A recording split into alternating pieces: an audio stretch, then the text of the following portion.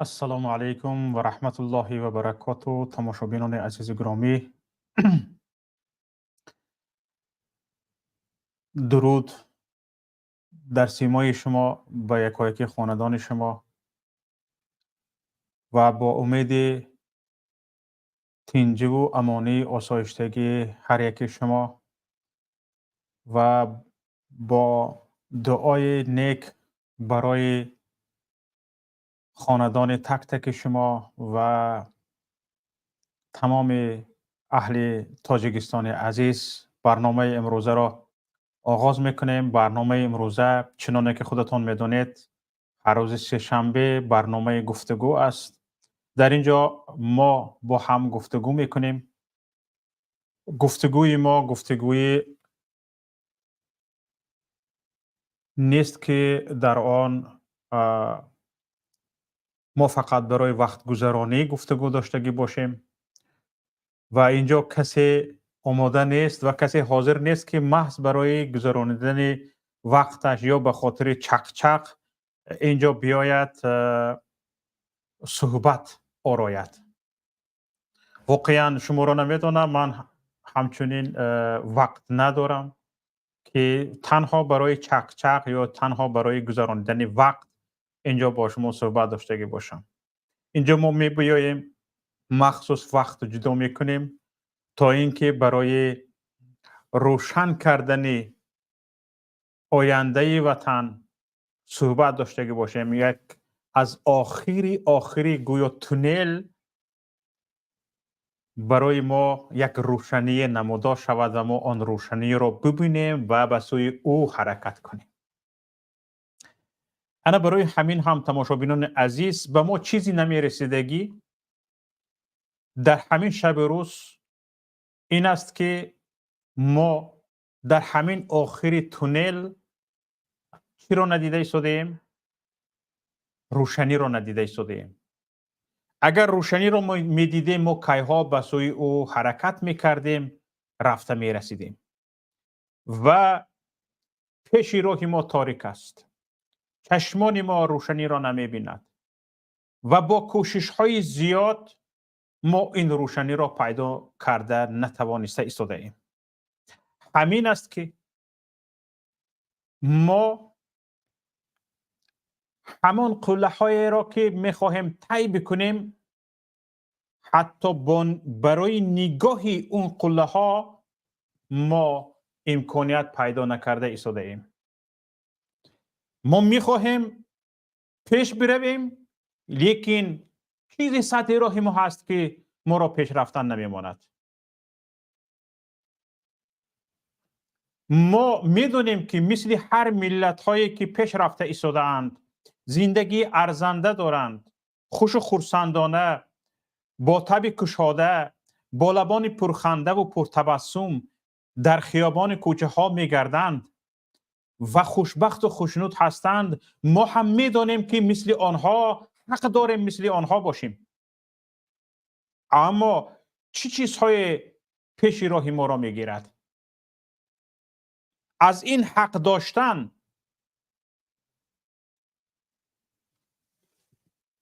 فقط آرزو کردن بس است.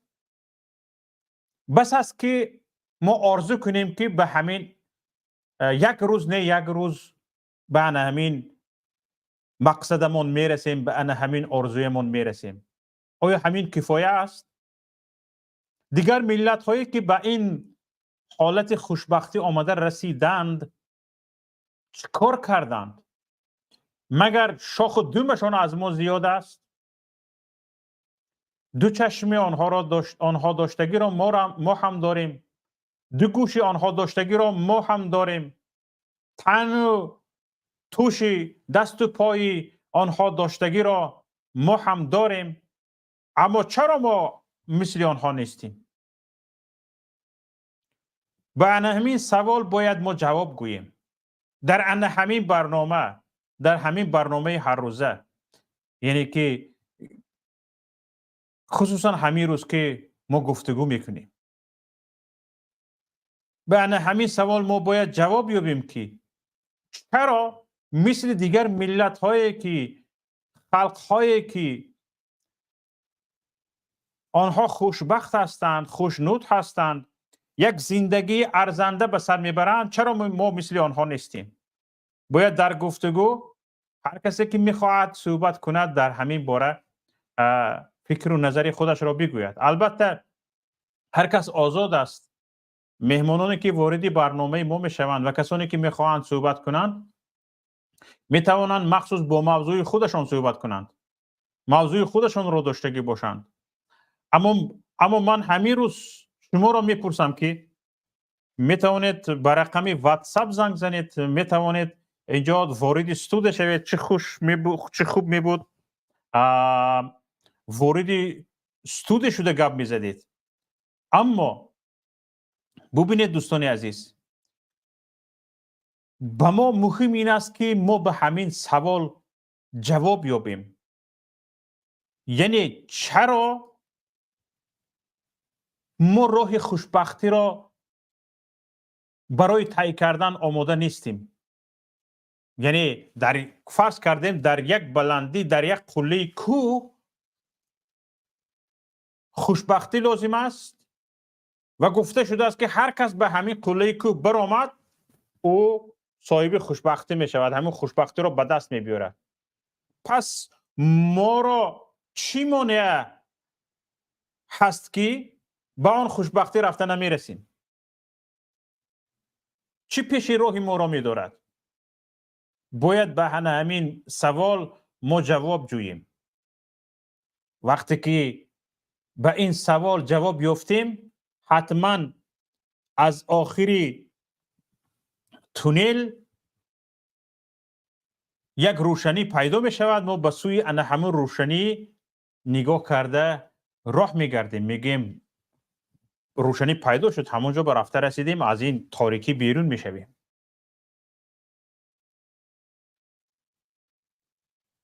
ملت باید در این باره فکر کند. فکر نکردن، انفرادی فکر کردن شما را به هیچ کجا نمی برد. شما تصور کنید اگر در یک عائله یک نفر پولدار باشد، یک نفر بای باشد، مثلا گریم یک نفر شخص غنی باشد، دیگر حق همسایه ها، دیگر خیش و تبارها کمبغل باشند، اینش رسیه رو، اینش توی کن، اینش دختر ته، اینش عقیقه کن، مثلا اینش بهار می شود کارتوشکا کار، اینش پیاز کردن دهخانه کردنش در کار. به همین ها پول لازم است. پولدار کی است؟ در عائله یک نفر است. همه میباید پیش شما، پول ندهید خفه می شود، باید آنها را دستگیری کنید، نامتون به بدی میبراید اگر آنها را دستگیری نکنید و شما به تنهایی این غناوت خودتان را حفظ کرده نمیتوانید. همسایه های کمبغل، خیش و تبار کمبغل شما را از پیشرفت باز می‌دارد.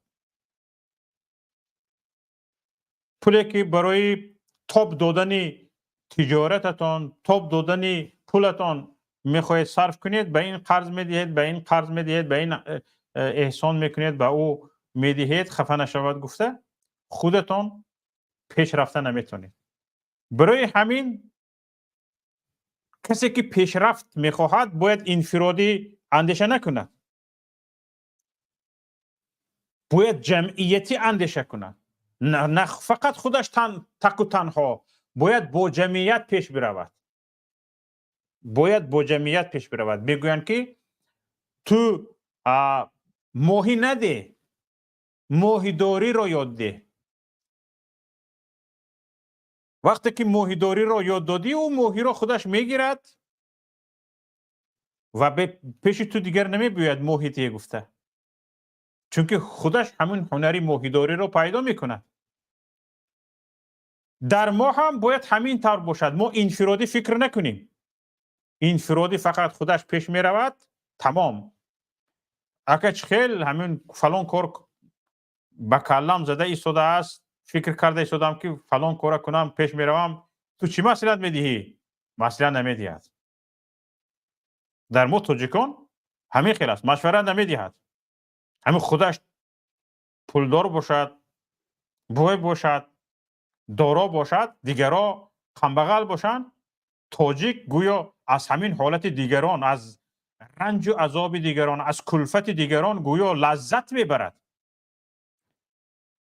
و همین حالت یکی از سبب‌هایی هست که ما را پیش رفتن نمیموند و ما همین گونه منتالیتیت و همین گونه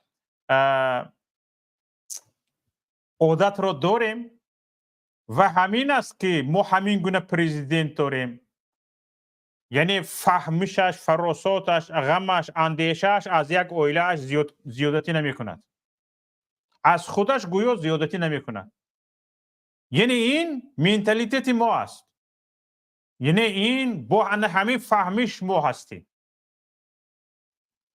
آیا در قدیم هم پیش از این هم ما به همین فهمش بودیم، به همین فهمش زندگی میکردیم؟ نمیدونم. لیکن همین شب روز ما در همین حالت هستیم.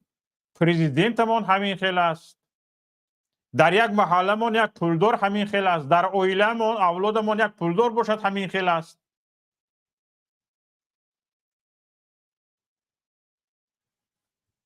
یعنی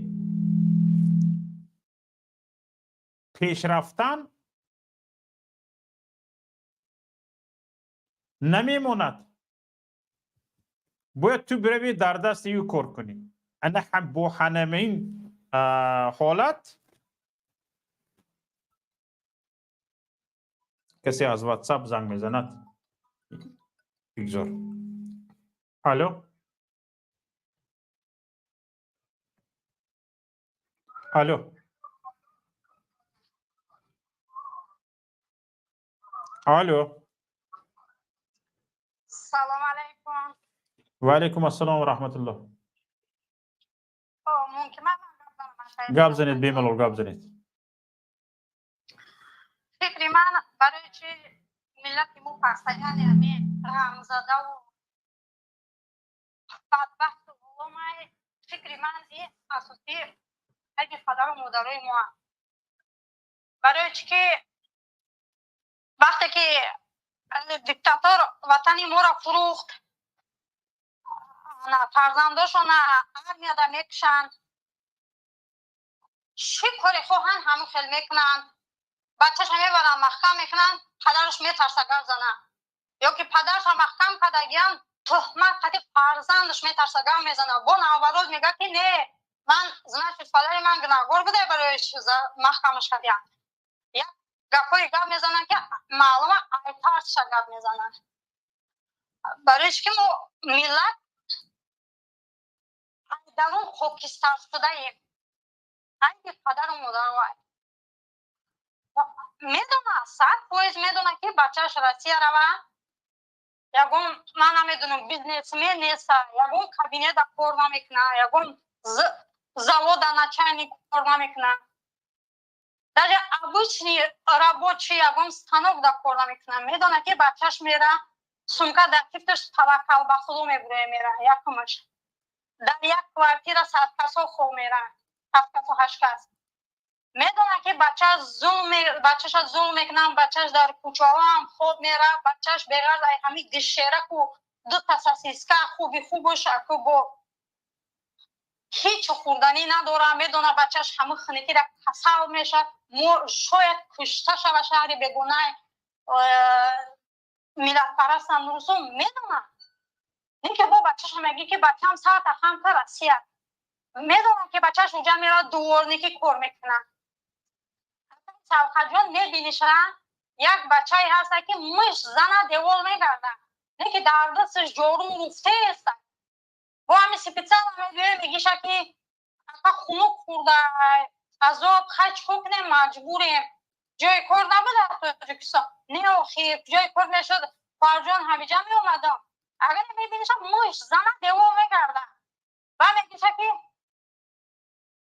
پرزیدنت خمون کرد و پرزیدنت خمون آدمی خوبه و تاجیکستان به پیش و جنوب اولیا و پدر ملت عقلی او را بی برای چی که پدر و مادرش همه خیلی هم پدر و مادرش بچه هم سر هم کد مرغواری تخک و آواز نگرار که سر همه برن هم خیلی 10 میلیون ایمولون سر کرد تا معلیمونمونه چوپلوس تا پدر و مادرمونه چوپلوس ما همه خیلی کلان شدیم. بله من همه بابا کلانم ای خورستون خزا بیا یک وقت ساعت هم با بچم بوازم برو من همون بابا را وسیلت میکنم من گفت یاون پس گوش نمیکنم نه که این خیلی آدمو کمه این خیلی آدمو بسیار بودن نه که یک تا دیکتاتور گلچین کرد بود محکم کرد در پنجره ها ششتگی نه که این ملت مرغ ما میترسن این ملت میترسه به درجه میترسه که روی مال زن شوجه همو شرف میکنی اگر روی مال کلون کنی به پیشونی به گردن پیچوندگی کو ایو خفن باور کنی اگر همه نیکوه ایمیانه برام بوان که نیکوه نکنی برای چی که ما فهمیدیم که آره خیلی مسئولیت کردن اگر نیکوه داشته باشه او زنش طلاق میکنه او گفتگو خاطر زن زندگی نمیکنه اگر ما به نیکوه قانون ایمیانه در بیاریم او جدا میشه با آشتی میشن مقصدش از جدا میشن با آشتی میشن زک سوژه مقصدش جداگی کم میشه این وقت فکر دولت خیلیه ولی همین هم یه روزی میشن ولی نیکوه از 2025 ایمیانه میبرن ولی خفن ولی اوسا قدم اول سطر نماز مچتو ای رفته است بعد نگاه کنید در همون تاجیکستان یک برخ پروشان نشون نمیتن شرم دارنده برای چی یک بچه به نموز که اگر هم پیشش بروی میزنه در پیشونیش بموش به پیش خواه میره در هم تاجیکستان در ایرپورت میگه که خیلی چکار کنیم خرسندیمون نمیریم که تو به همین درجه مرغ شده که تو سیگانی وطن نداری تو سیگانی ولاس نداری که گپ زنی این خرسندیمون نمیریم که میگه سیگان همین گپ اگر نمیزنن به درجه مرغ شده یعنی که همه تاجیکستان پانیده همه اولاد سپوریدگی همین غم ای میگه که ای خرسندیمون همه گشنگی و ای ترس ای غم سمکش در کیفتش توکل به خدا میگه حیات زندگی خودش ریسک یا ریسکوات کردن در کره گفت بی عقل او را بی چی میگه اوکی من همه میگم تلفن مزنم شکنم من خیلی ادامه من خیلی را گوش میکنم با اون ژورنالیست پیش هم یکم سوال خوش نمیتونم من دارم پیش باشم میدونم چی میشه روسیه رفتن کار کردن همین ریسک زندگیه تو میدونی که 100% تو میره داکومنت هم داشته باشه همه شرایطش اشتراکت میکنن دیپورتت میکنن محکومش نشون روزت یا که سموت هم میکشن میگیرن یا که خودت سگای همه فرزندای ما بینن میگن پدری من خیلی زندگی کرده ایش هم همون که میشه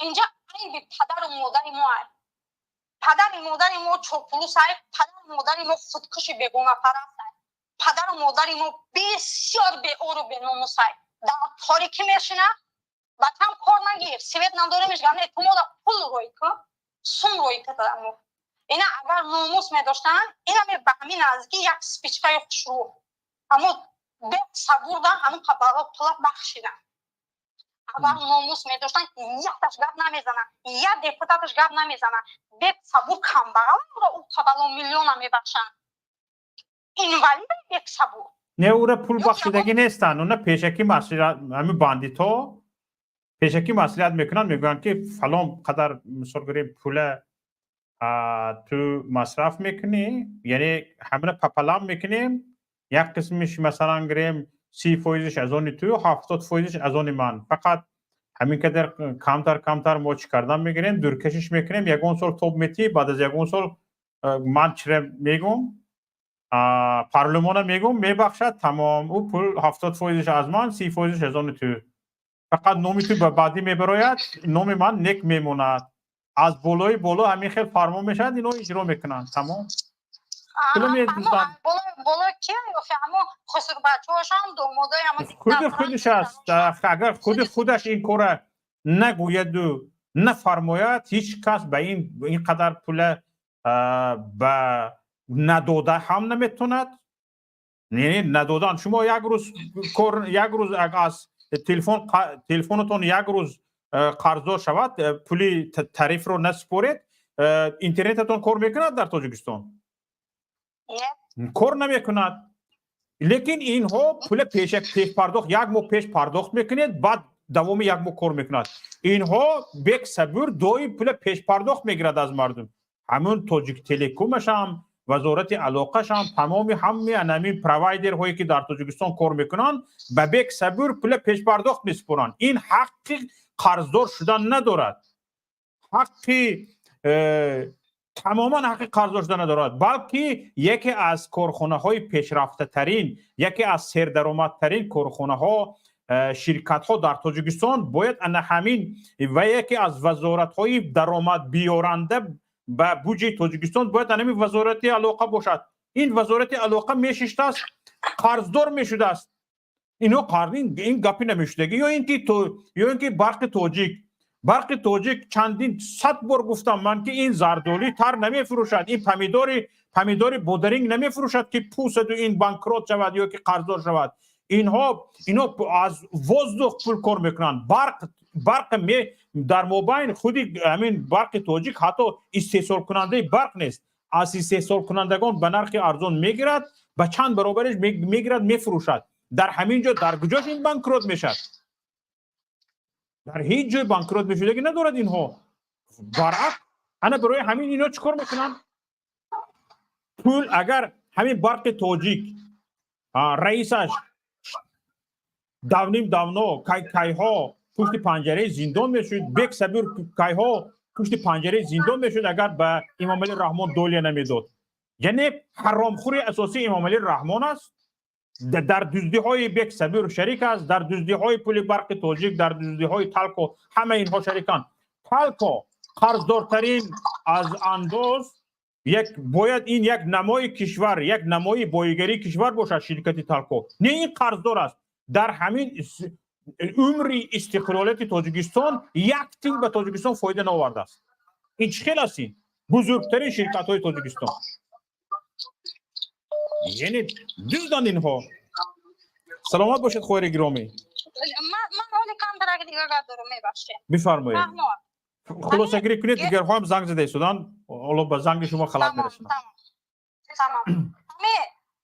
گنرالای ما، عسکرای ما، سلطای ما همش اکو مردگی هم او امیدتون کنی همه او مردگی هم برای چی اگر همو وطنی که همی از مرغ چوپلوس و خوکزن و من نمیدونم میبخشه اگر که گروه بیا بخیر نمیزنم اگر همین چه باشه خانیش نه خلق و دیره دیگر چی میگیشونه آخه همو در همو سفارت راستن نمیشوندن که روسیه نبیویه قرغیزستان یاد گرفته است.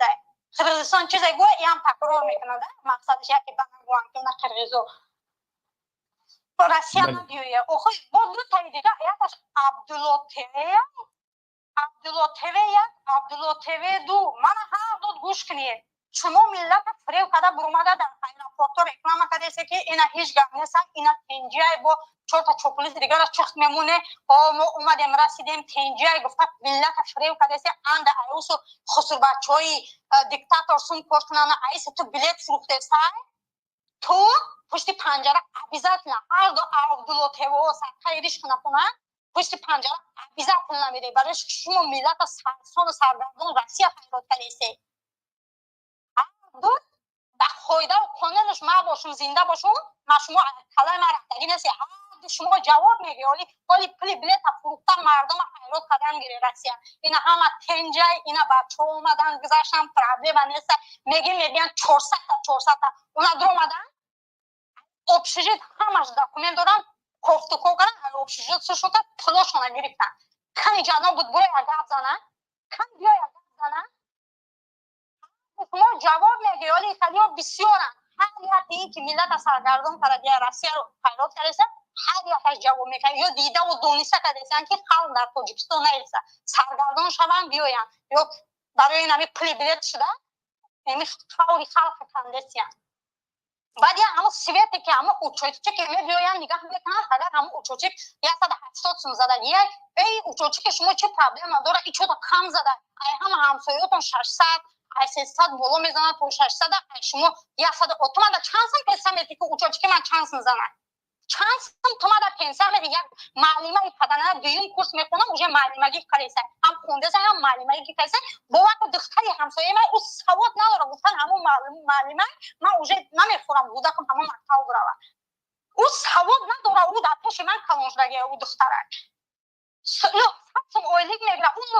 اویله قطعی اون معلمه ای کجا اون 600 سمپلی سوید میگه او چه که همین بیچاره کم بیان که او چه که تو کم کار میکنه 2000 سومون اشتراکش کردن براتن اما پلی 2000 سومون زنه که بیچاره گیرا اون اولا کردم که پلی 130 چند سی دیگه پلی او چه ندارم ما دیگه همین 2000 سومون مغازه همسایه قرض گرفتم دادم تا براتن همین 2000 سومون او چه خریدم اولی او چه که دا کار کنه باید یه تری 600 سیم کار کنه او سوید نداره او چوبه داره او چه که 600 سیم کار کنه به شما جواب میگه این همین نامه ها از نامه های محمد اقبال یکم نامه تا آخران نامه فکو کدام ده همون نامه غلطی دگه پشتر پتی جواب میده کسی بیای شکایت کنه که این همین اومد من هم که او چه ما ظلم کرد اشتراک کرد پول مگیری کو پشتر پتی جواب میگه هر یک شما جواب میگه شما نگوید که خیلی ملت بسوری و انشالله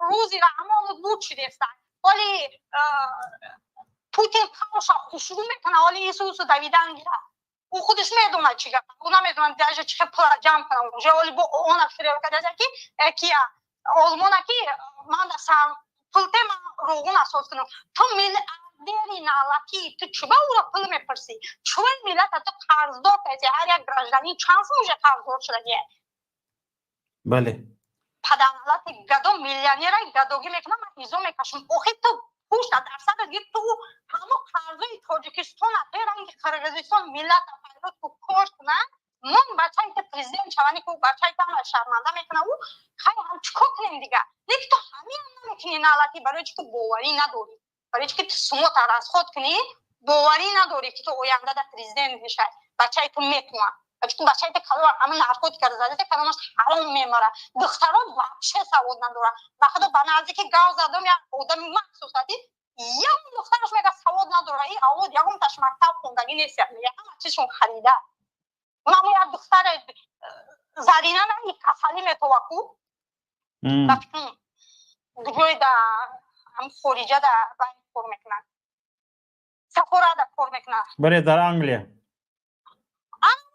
گام زدم تو میگه تو کارگاه میگه کسایی میگه خوندم نمیتونه حرفش نقطه نمیتونه میگه حساب نمیدونه میگه $1000 اوزه چگونه میگه و چه سواد نداره درگیرش تنش حرام کاری دیگه میگه اصلا اون کار میکنه اون نومش هم کاریگره روز همش هم همه خیلی در جای من دیگه آدم کار میکنه و چه اون تا سواد نداره همون دختری کسلیش هم میگه даже نویس خوندن نمیتونه میگه یعنی اون بیچاره قسم میخوره زن و بودکش که میگه آخه دروغ نمیگه سلامت باشید زنده باشید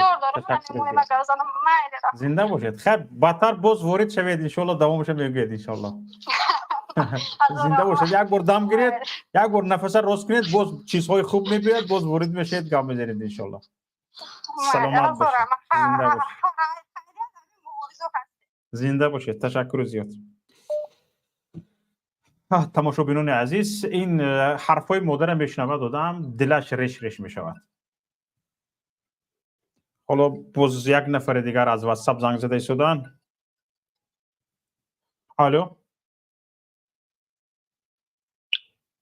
الو السلام علیکم و علیکم السلام و رحمت الله سوزن تینجه نکش تشکر زیاد به شما زنده باشید بفرمایید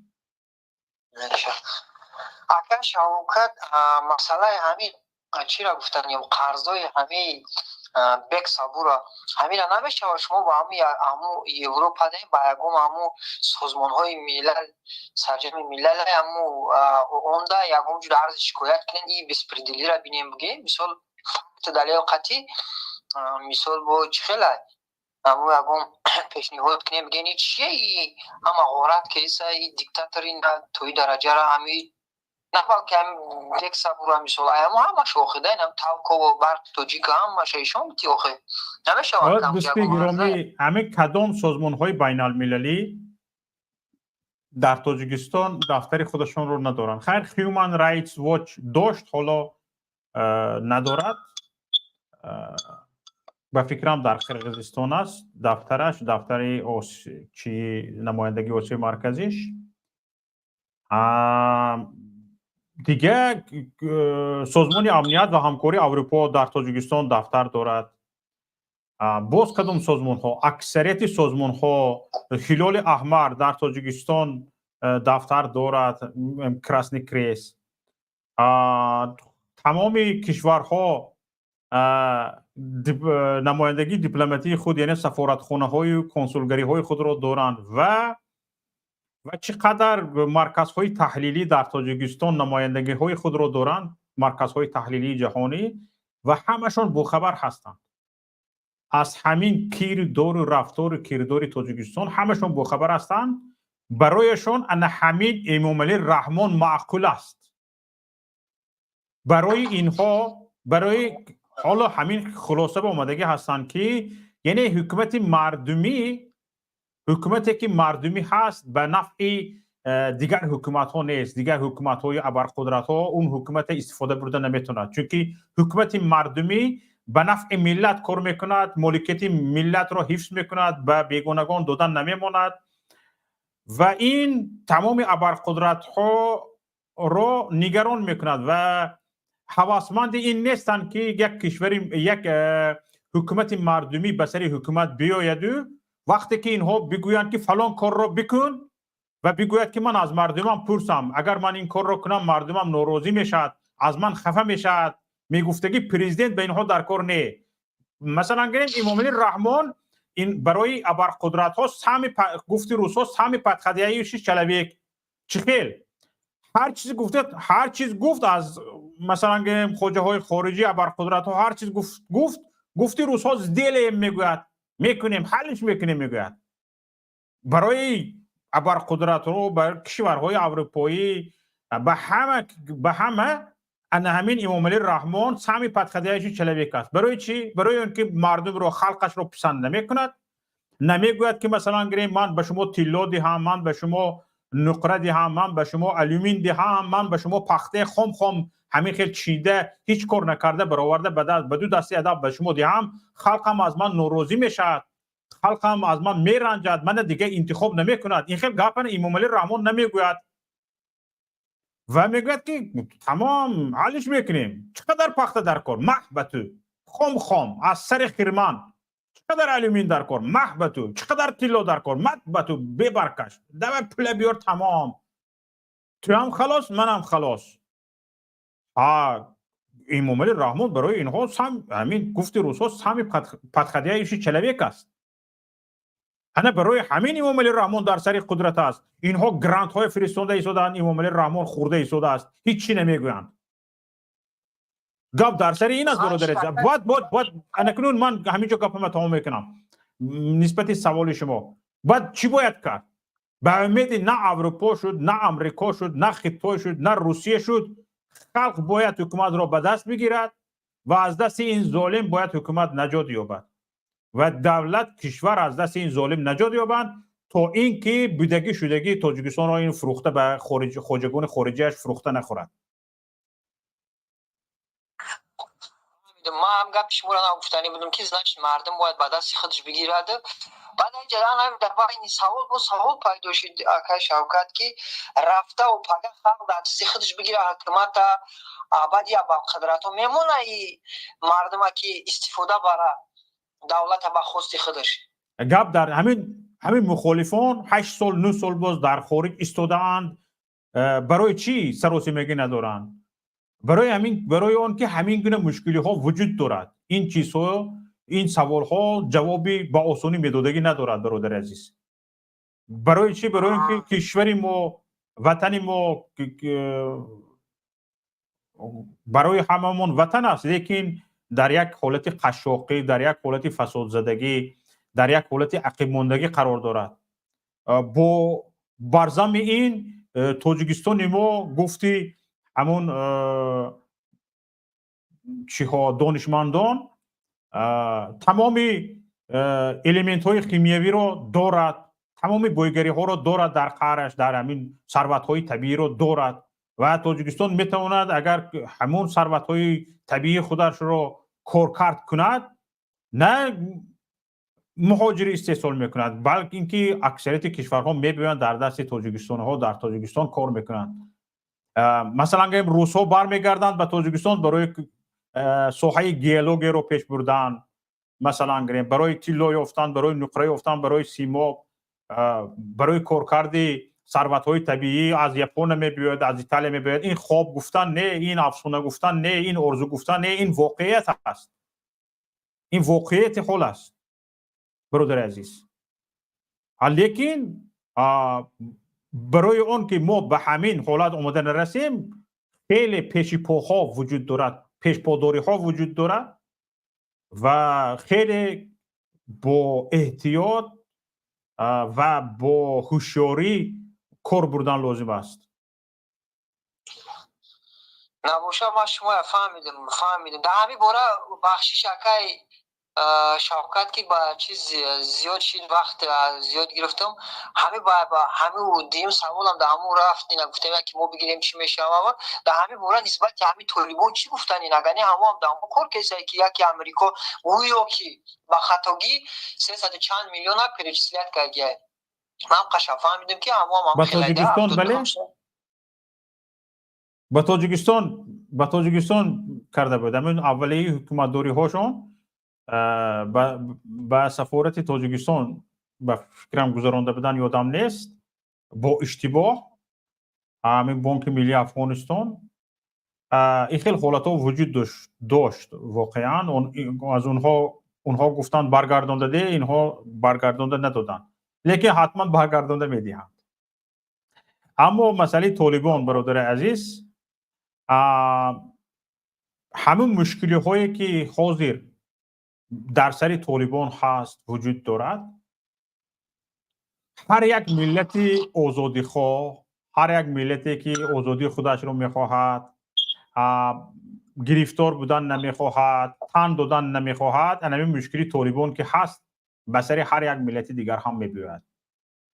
تروریست حالا طالبان مثلا گریم از خودشون درک داده که هستن که واقعا مثلا گریم چند خاراکترهای تندگرایی داشتن، اما نداشتگی باشه هم مثلا گریم این توماری تندگرایی را در گردن آویزان میکنن، مثل حزب نهضت اسلامی تاجیکستان که در این 20 سال اخیر حتی یک پارچه مشکشک به سر یک کس برداشتگی نبود، تروریست و اکستریمیست شد. اینها قدرت ها هرچی به زبانشان بیاید گفتن میگیرن، اما مهم اون است که ما به این گپ ها اهمیت ندهیم، مردم اهمیت ندهد و بشناسد مبارزانش را، بشناسد خودش را و مبارزه برد، از سیاست دور نشود. از سیاست دور شدید تو را سیاست همچون لعبتک خودش، همچون بازیچه خودش استفاده میبرد. از سیاست دوستان عزیز دو چیز وجود دارد در سیاست.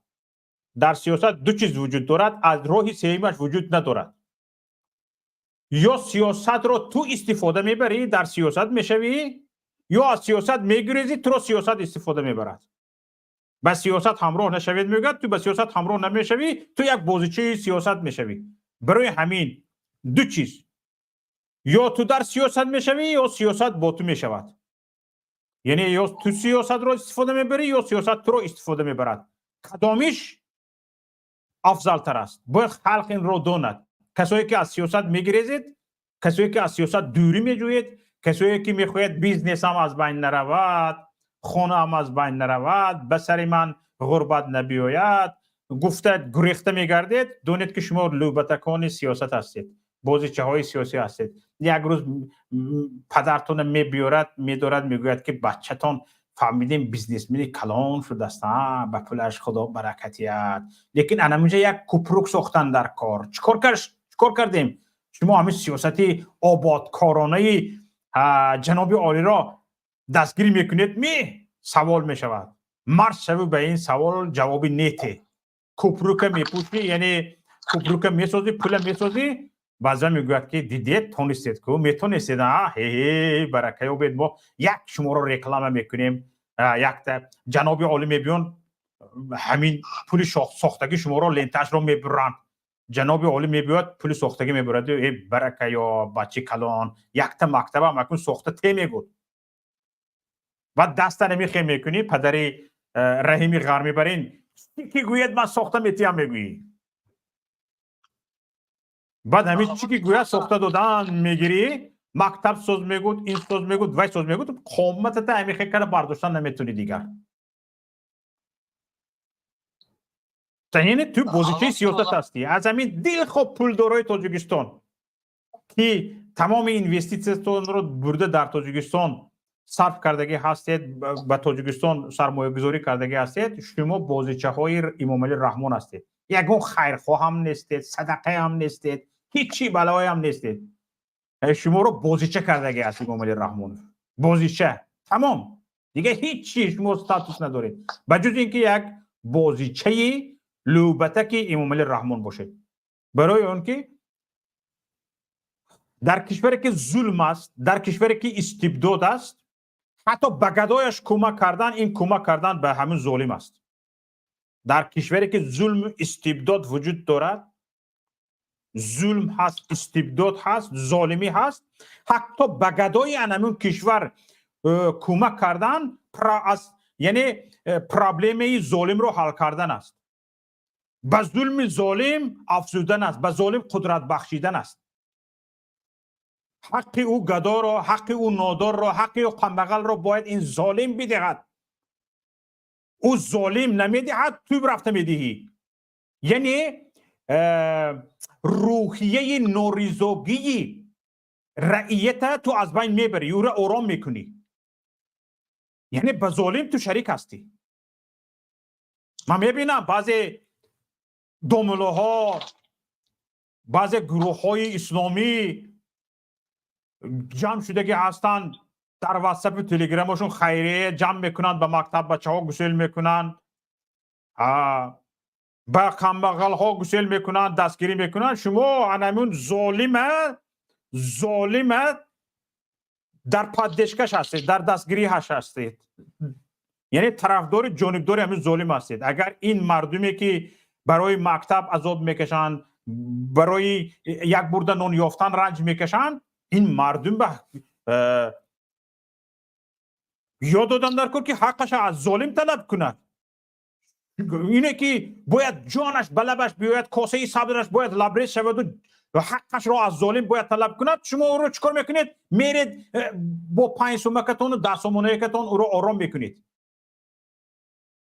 یعنی همون اظهار ناراضگیش را شما به عقب میپرتوید دیگه و آرام میشد چند وقت دیگر تا اونه که دادگی شما تمام شد با یک کمتر نشانه های ناراضگی به میون میباید یک کمتر ناله میکند کمک میپرسد با گوش شما میرسد با پول میفرستونید است با جیم با چند وقت دیگه است نه دوستان عزیز اینها باید داد فریاد کنند دادشان باید به فلک براید به عالمیان براید شما خاموش کرده ایستادید اینها را یعنی در کمک ظالم هستید چی جایی نمیفهمیدگی دارد برادر عزیز تشکر یگان علاوه داشته باشید بفرمایید نه داشته باشید ما مهمان داریم ان شاء الله زنده باشید سلامت باشید آقا شوکت زنده باشید مردم هم که میفهمن چون بانو فهمی هم قفا میکشه گفت اختان همیش بزوی واقعا خطر است که زنده و زنده میکنه ما علی سلامت باشید سلامت باشید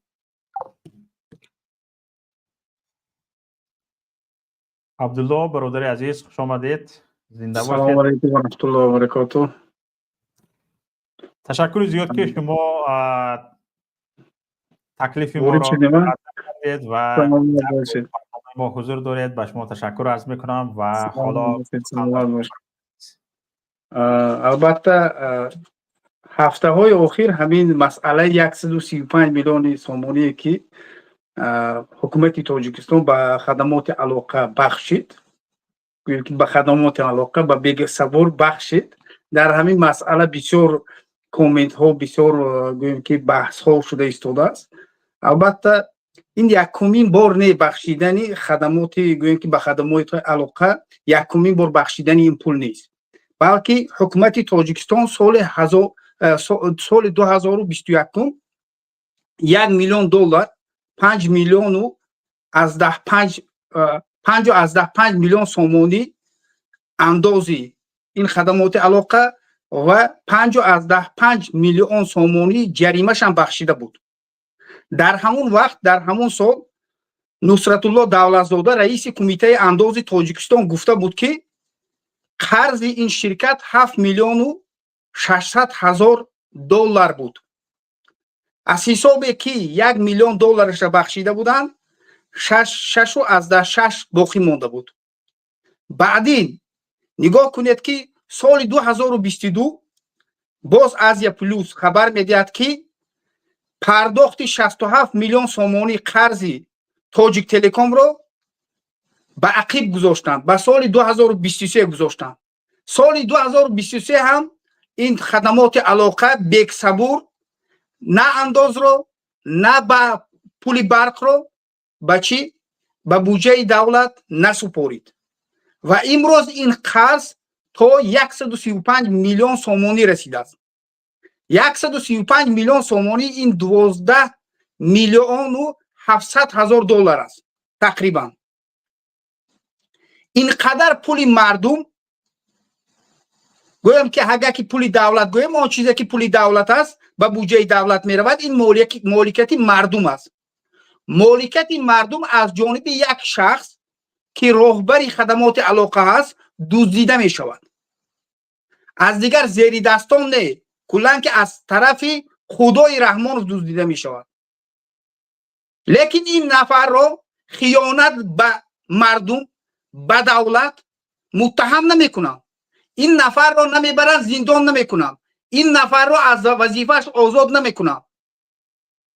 ин нафар боз дар вазифа мемонад ва ҳар чизе ки ҳаст, ҳар пулҳое ки аз хадамоти алоқа мебиёяд ба буҷаи оила рафтан мегирад. боз дигар масъалае ки ҳаст ки ҳукумати Тоҷикистон соли 2021 500 миллион қарзи барқи тоҷикро бахшид.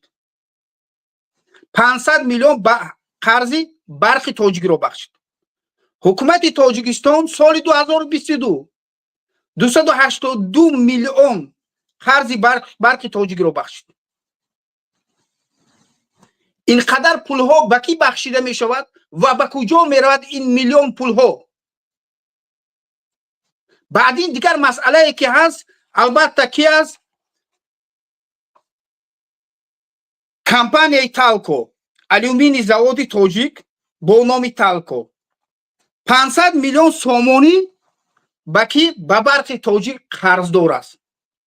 аз ин пештар соли 2016 261.6 миллион сомонӣ ба ҳамин гӯем ки ширкати Талко алюмин завод бахшида шуд.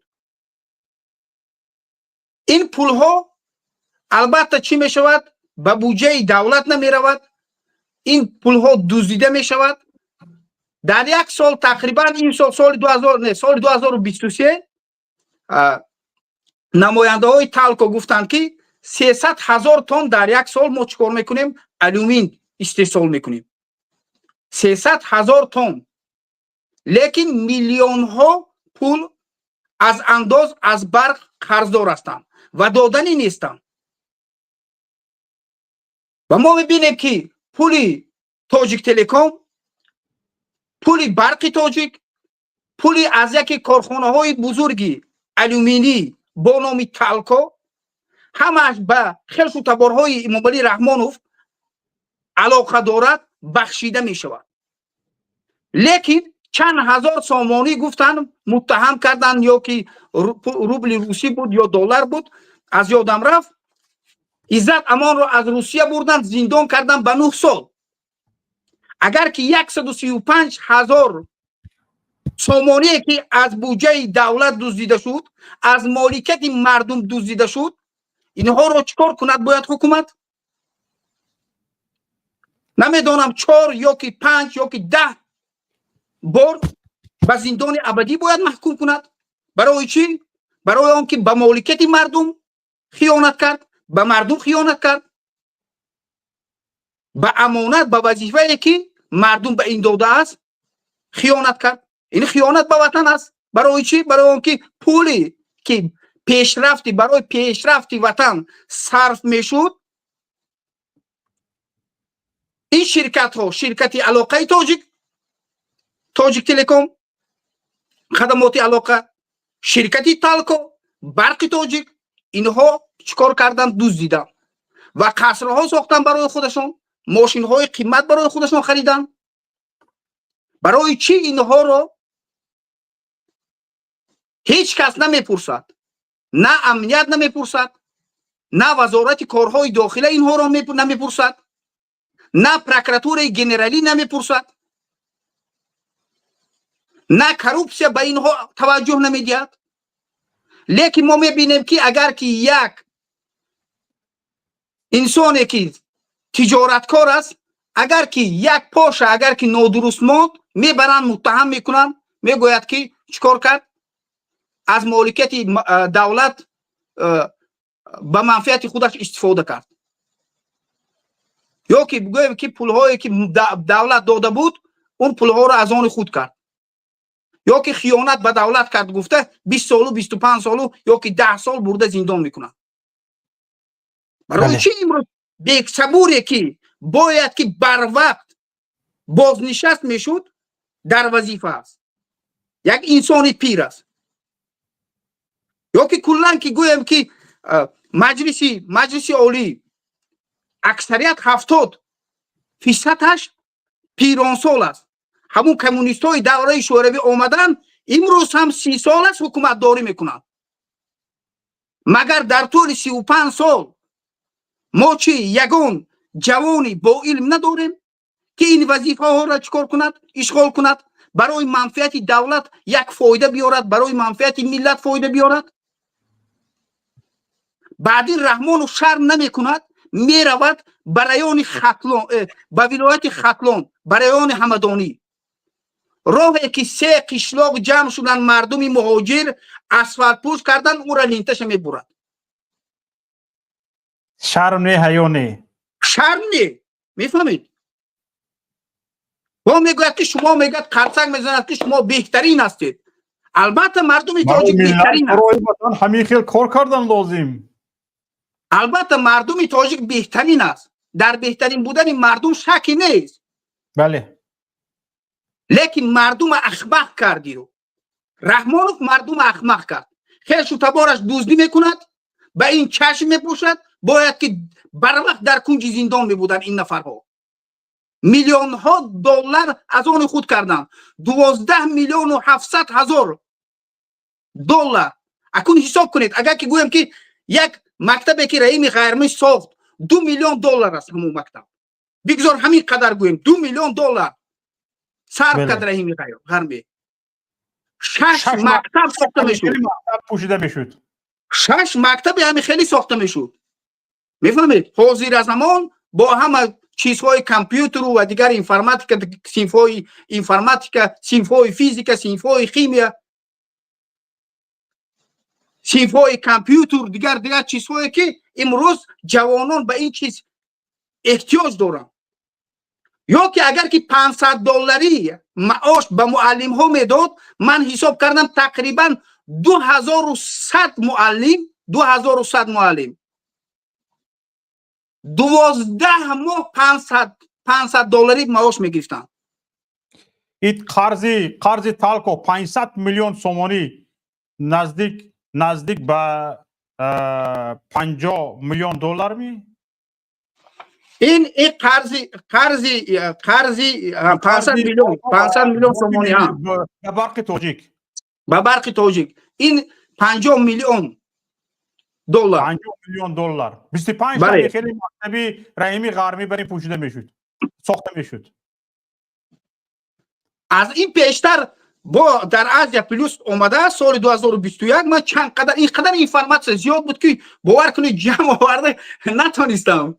برای که هر یک تا شما مختم نگاه کردم، در همونجا گفته می شود که به برق تاجیک سال 2021 500 میلیون دلار قرض برق تاجیک رو حکومت بخشید. کجا رفت این پول؟ کجا رفت؟ کجا ضرر کردن مثلا؟ من نمیدونم. اگر نگاه کنید که پولی برق ندید کو، هر 3 روز خانه تون میبیاید، درتون رو میکوبه، میگه که پول دید. اگر پول ندید میگه از همون چی ها سیماغاش میگویم ما، از همون ستالبه ها برقتون رو میبرن میگن تعدیل میکنن. مثلا خودی همین وزارت علاقه تاجیک تلکومی بیک صبور پیش پرداخت میگیرد.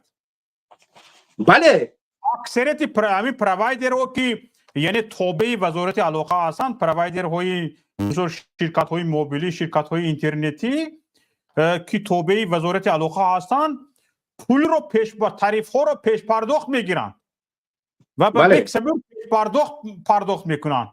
این خیلی قرضدار میشد، از انداز قرضدار میشد. قرضدار 5 میلیون به 7 میلیون 600 هزار میرسد. باز تا 67 میلیون سومونی اومده میرسد. 67 میلیون سومونی 2022 2023 یک بار 2 برابر زیاد میشد. 135 میلیون سومونی میشد.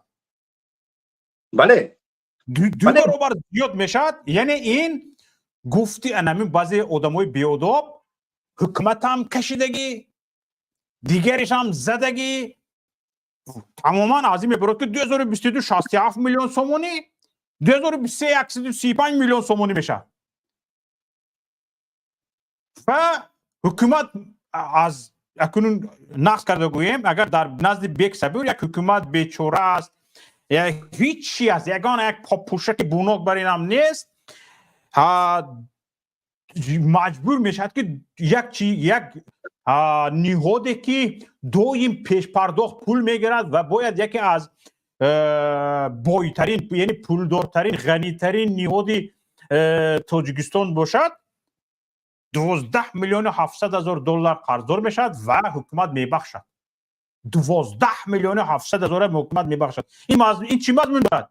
این 12 میلیون 700 هزار شاید 700 هزارش به کیسه یا 2 میلیون 700 هزارش به کیسه بیک صبور رفتگی باشد. یعنی 2 میلیون 700 هزارش به کیسه بیک صبور رفتگی باشد، 10 میلیون دلارش به کیسه امام رحمان رفتگی است. اگر این طور باشد یعنی بیک صبور مرد شود، 12 میلیون سومون 12 میلیون 700 هزار دربارش به حکومت گزارش ندهد. باز نه اینکه 12 امام رحمان نرفتگی باشد. اکو شوکت نه اینکه با این 12 میلیون و 700 هزار باید که 1 میلیونی که سال 2021 بخشیدن 1 میلیون دلار همگی 13 میلیون و 700 هزار باید که در این مسئله باید مال ملکش باید که مصادره شود. این نفر باید از وظیفه رود. باید تمام مال ملکش، تمام مالکیتش، چی در ختلان، چی در کولاب، چی در قرغان تپه، چی در یعنی باختر، چی در دوشنبه، تمام مالکیتش رو باید کشیده گرفته شود، مصادره کرده شود و به منفعت مردم داده شود. یعنی چقدر نیازمندان باید خانه های پوشیدگیش از این حساب پول دولت گرفتگی است، پول مردم گرفتگی است، برده بیزنس کردگی است. قطعی امام رحمان باز مثال برای این پول ها اگر که مکتب میساخت مردم تاجیک بر وقت از روسیه دست میکشیدن. بله امروز از همه جای ضعیفی حکومت رحمانوف این است که مردم تاجیک بر روسیه میرن، اکثریتش کو از زبان روسی هم نمیدونن، بخشش زبان روسی نمیدونن. مثلا گریم آخر همین 2 میلیون 700 هزار دلار برای روغن صرف کرده از آلمان طلبندگی نکنی میشد که 2 میلیون 700 هزار بیک صبور قدرتی دادن دارد. در دوشنبه خانه ساخته شده است این آدم، در کولاب خانه ساخته شده است، در باختر خانه ساخته شده است. 12 این کولاب ندارد، حقی تجارت ندارد، حقی به کارهای مثلا گریم یعنی شرکت داری و تجاری مشغول شدن ندارد، لیکن مشغول شدگی است. خیر بگذار این 12 میلیون 700 هزار پول مردم بدهد. تو پرزیدنت تاجیکستان هستی، تو گدایی کرده سری ما رو خم نکن. این پول ها رو رویان تو از اوده کار میبرایی، از اوده پرزیدنتی میبرایی، از اوده رهبری میبرایی. 500 میلیون سومانی تال کارا پولش رو زده بگیر بر روغن صرف کن. مردکی امام رحمان 12 میلیون 700 هزار دلار 13 میلیون 700 هزار دلار پولی بک صبور زن بگیر بر روغن صرف کن دیوانگی نکن گدایی نکن طالبندگی نکن شرمنده ما را سرخم نکن ملت سرخم نکن با این طالبندگی هایت تو گفته بودی من اگر نتوانستیم با پنجه های ما همین زمین رو بخراشیم نقب ها رو میکنیم روغن رو میسازیم خودمون میسازیم گفته بودی برای چی باز گدایی میکنی برای چی باز گدایی میکنی مردم با گدایی هایت سرخم میکنی این پول ها رو میدزدی تو پول ها رو میدزدی با کیسه چپت بزنی بعد مردم زبان کوتاه میکنی به پیش این میروی دستت پیش بر سرت خم گدایی میکنی پولت من روغن میسوزم پولت من رحم میسوزم پولت با پول میبری با کیسه چپت بزنی با از ملت سهمیه خرید کاغذ های قیمت نو خرید بزار میکنی همین آدم هستی نیستی تو یکم وجدان داری عقل داری هوش داری تمیز داری یکم شرم و حیا ناموس داری یا نداری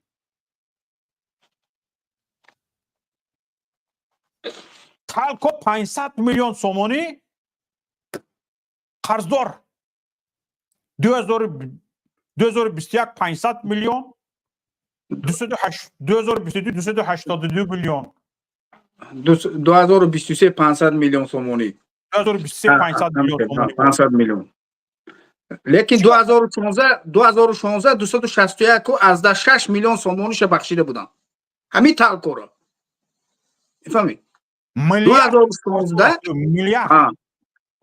میلیارد سومونی میفهمید باز از این بیشترش 500 میلیون قرضی برق تاجیک بخشیدگی است خب وقتی که حاکمیت طالبان بالا قدرت آمد 160 میلیون تقریبا میلیون دلار به تاجیکستان قرض سپرید اون پول ها کجا می رود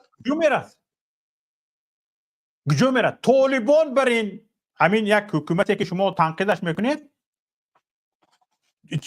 حکومت دوری من بسیار میگم به همین حکومت تاجیکستان برادر عبدالله حکومت دوری از همین طالبان آموزد اینها طالبان چخیل کرده از تاجیکستان پول گرفته برق گرفته سودت میدونید طالبان شرط گذاشته است مثلا گریم طالبان خودش قرضدار نیست حکومت افغانستان حکومت جمهوری پیش از طالبان قرضدار است بله اینها وقتی که از طالبان قرض برق را پول برق را طلب میکنن میگن که حکومت ما از تو قرض گرفتگی نیستیم لیکن بسیار خوب تو برق قطع نمیکنی ما از پیش قرض خور دادن رو خلاص میکنیم این سال برق میتی فلان سال پیشنگی قرض رو میگیری سال آینده برق میدی فلان سال پیشنگی قرض رو میگیری یعنی در گروه قرض برق رو گذاشتگی هستن که حکومت تاجیکستان نمیتواند بگوید از چقدر پول اگر نگفت محروم میشود یا بگیرید من سیاست داری تو این در سیاست خارجی طالبان اینقدر سیاست دارد با شما بازدان شیناندگی است شما را امام رحمان نمیتونه زیر دستان خودش حتی اویلی خودش همین نفرها اهل اویلی خودش هم بک صبورم اویلی خودش است خدای خودش است او نوای تالکو حسن اسدالله زاده خسرو بچه خودش در اویلی خودت گپت نمیگذارد میلیون از ملت قرضدار اینها را با بخشیده خلاص میشی تو چهل جمهوری رو اداره کرده میتونی چهل تو وقتی که با اویلی خدا زورت نمیرسد گفتن نمیتونی که اینجا شهر بی دروازه نه پول بیتی قرض بیتی توانستی کار کن نتوانستی دو شو نظرم من در نزد ملت بدنام نکن اقلا همین گپ گفتن نمیتونی که بدنام نشوی در نزد 10 میلیون اهالی کشور رو خنک نشوی اقلا همین گپ گفتن نمیتونی که پول بیتی حسن اینجا بیا خورده خودت گشتی در میون یک دسترومول بستگی میگشتی خرسوار کرده آوردمت خسرو بچه می تا بانکدار تا پولدار شدی بسیار خوب نخود آدمی بانکدار همین حسن اسدالله زاده بغیر از این اوریون بانک یعنی یک بانک مناپولیستی تاجیکستان است تمامی چیها را شرکت ها را مجبور کرده هستند که در این حساب شاید حاجی ها مجبور هستند که پولشون رو با اوریون بانک گذارونن. حاجی هایی که حج میروند مجبور هستند که مبلغشون رو با اوریون بانک گذارونن، مبلغی که برای حج پرداخت میکنن. همین طور است. اوریون بانک و همین بس نیست. و نفسی بذات شمال خورد تو این 500 میلیون کجا گتی که به برق تاجیک پرداخت نکردی و امروز برق تاجیک به مردمی که پولش رو میدهد، پولش رو 10 سومانی نوداد موند اومده برق مردم میبره، تو 500 میلیون قرضدار هستی، برق تو بریده نمیشود. از همین شما چی فایده؟ همین ملت چی فایده دید از همین تالکو، از همین زواد آلومینی 33 سال باز ملت چی فایده دید؟ یک سالش بگو که فلان سال ما فایده دیدم، فلان قدر پول دادم به ملت. انصاف کن برای گپ زن. بسیار نگران کننده است، بسیار علم آور است. بله یک چیزی که هست که باز بعد از همین شدن مکتبی که مکتبی رقم 54 در ناحیه رشت برای 780 نفر، در همونجا باز باغچه کودکان به 300 نفر عهده‌داری گرفتند. رحیم غرمی و دیگر نفرها نمیدونم اونجا صاحبکاران و اینها باز زیاده از 5 کیلومتر راهی همون دهه چیکار کرده بودند؟ اسفالت پوش کرده بودند. لیکن یک چیز عجیب است که تاجیکستان کلا از بانک ها 14 بانک تقریبا 2 میلیارد و 250 میلیون دلار پول گرفتگی است. 2 میلیارد و 250 میلیون دلار. از این تاجیک تقریبا از 500 دلار زیاد. در اینجا تقریبا 920 میلیونش این گرانت ها برای راه ساختن، لیکن 1 میلیارد و 330 میلیون دلارش این چی است؟ این قرضی که کردیت است. این هر روز چی میخورد؟ همون پرسنت فایز میخورد. باید که چی؟ تاجیکستان اینو ممکن 5 میلیارد کرده برگردونده میدهد.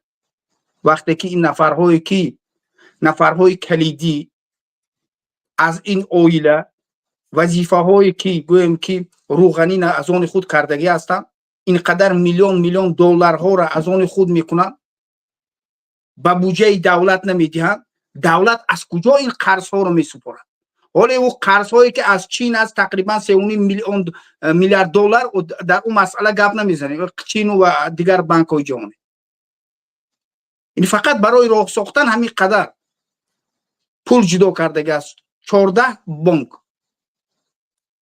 یا بگیرید.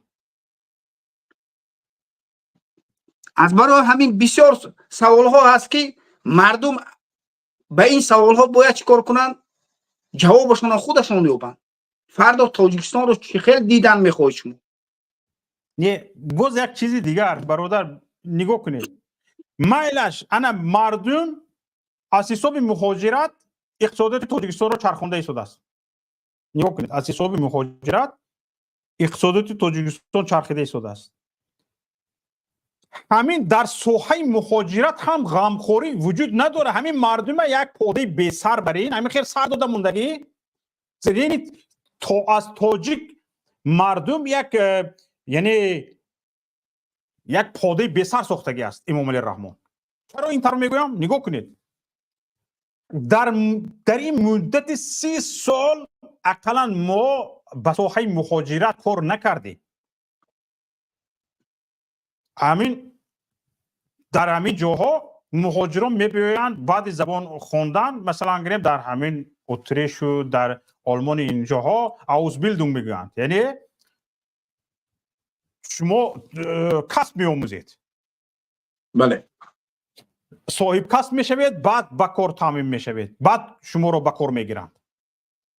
یعنی بعد از اون که زبان رو آموختید شما رو میفرستند در یگان جا آشپزی رو یاد میگیرید، یعنی آشخانه‌داری رو یاد میگیرید، پیش خدمتی رو یاد میگیرید، در راه کار کردن رو، سرتراشی رو باید یاد بگیرید. یک چیز رو، مهمانداری رو، در مهمانخانه کار کردن رو، همین خیلی. ما تاجیکا اقلا همین ساحه مهاجرت یعنی استحصال مهاجر به کار نکردیم. استحصال مهاجر چی وای؟ همین میدوری دورتگری میآموزونیش، خشت زنی میآموزونیش، لای کشانی را میآموزونیش، رصیف کشی میآموزونیش، سنگزنی، همین دورتگری، همین چیزهای آموزاندن، همین آموزش تشکیل کردن در تاجیکستان چی است که مثلا تاجیکو بیاید جوی کار خودش یابد. علم آور دردآورش چی است؟ امروز میگویند که فلان نیها باید دیگه در روسیه کار نکنند، جای کار مهاجرین رو در ولایت مسکو به دیگران میدهند. چرا به دیگران میدهند جای کار مهاجرین رو؟ نگاه کنید.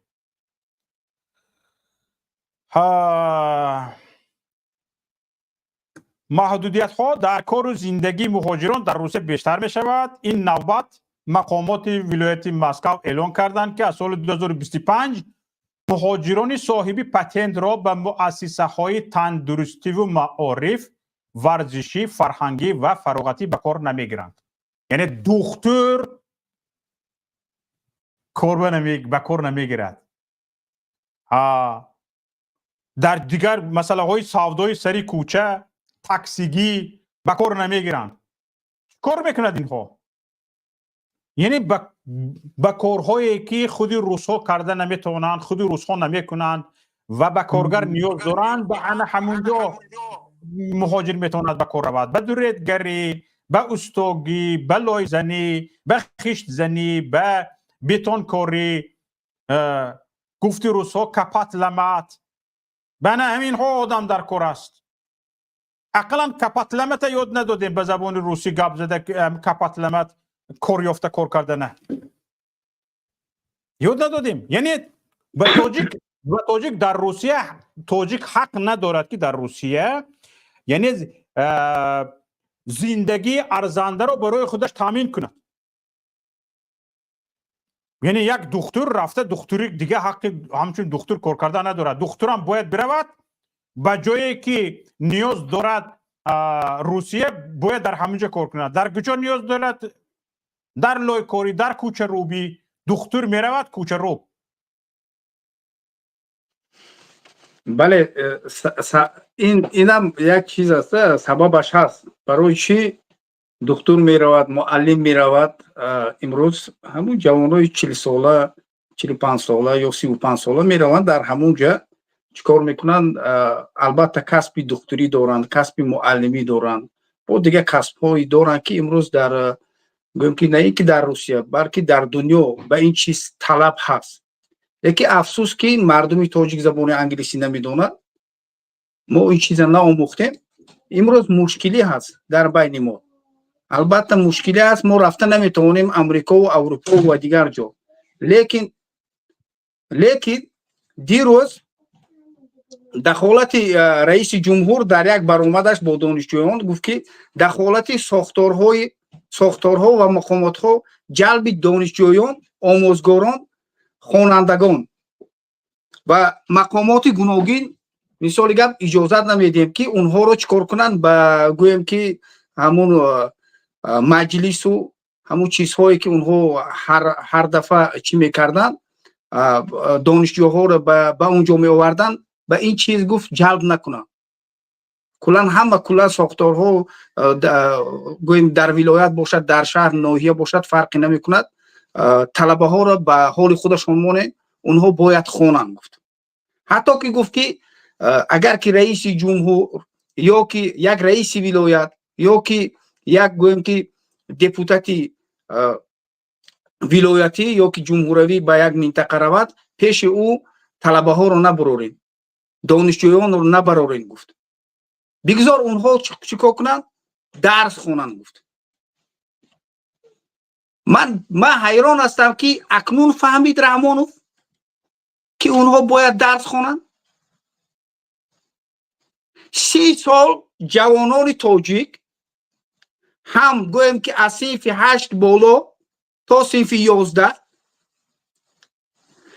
لیتسه های اگرری، لیتسه های دوزندگی، لیتسه دیگر لیتسه ها مکتب های اولی ولایت سوخته میگو طرف های دوشنبه را نمیگو ولایت سوخت همه را میبردن به کجا به پخته چینی از ماه سپتامبر آغاز میشد تا ماه دکامبر نیم سال خانش میرفت نیم سال خانش در همون پخته چینی میگذشت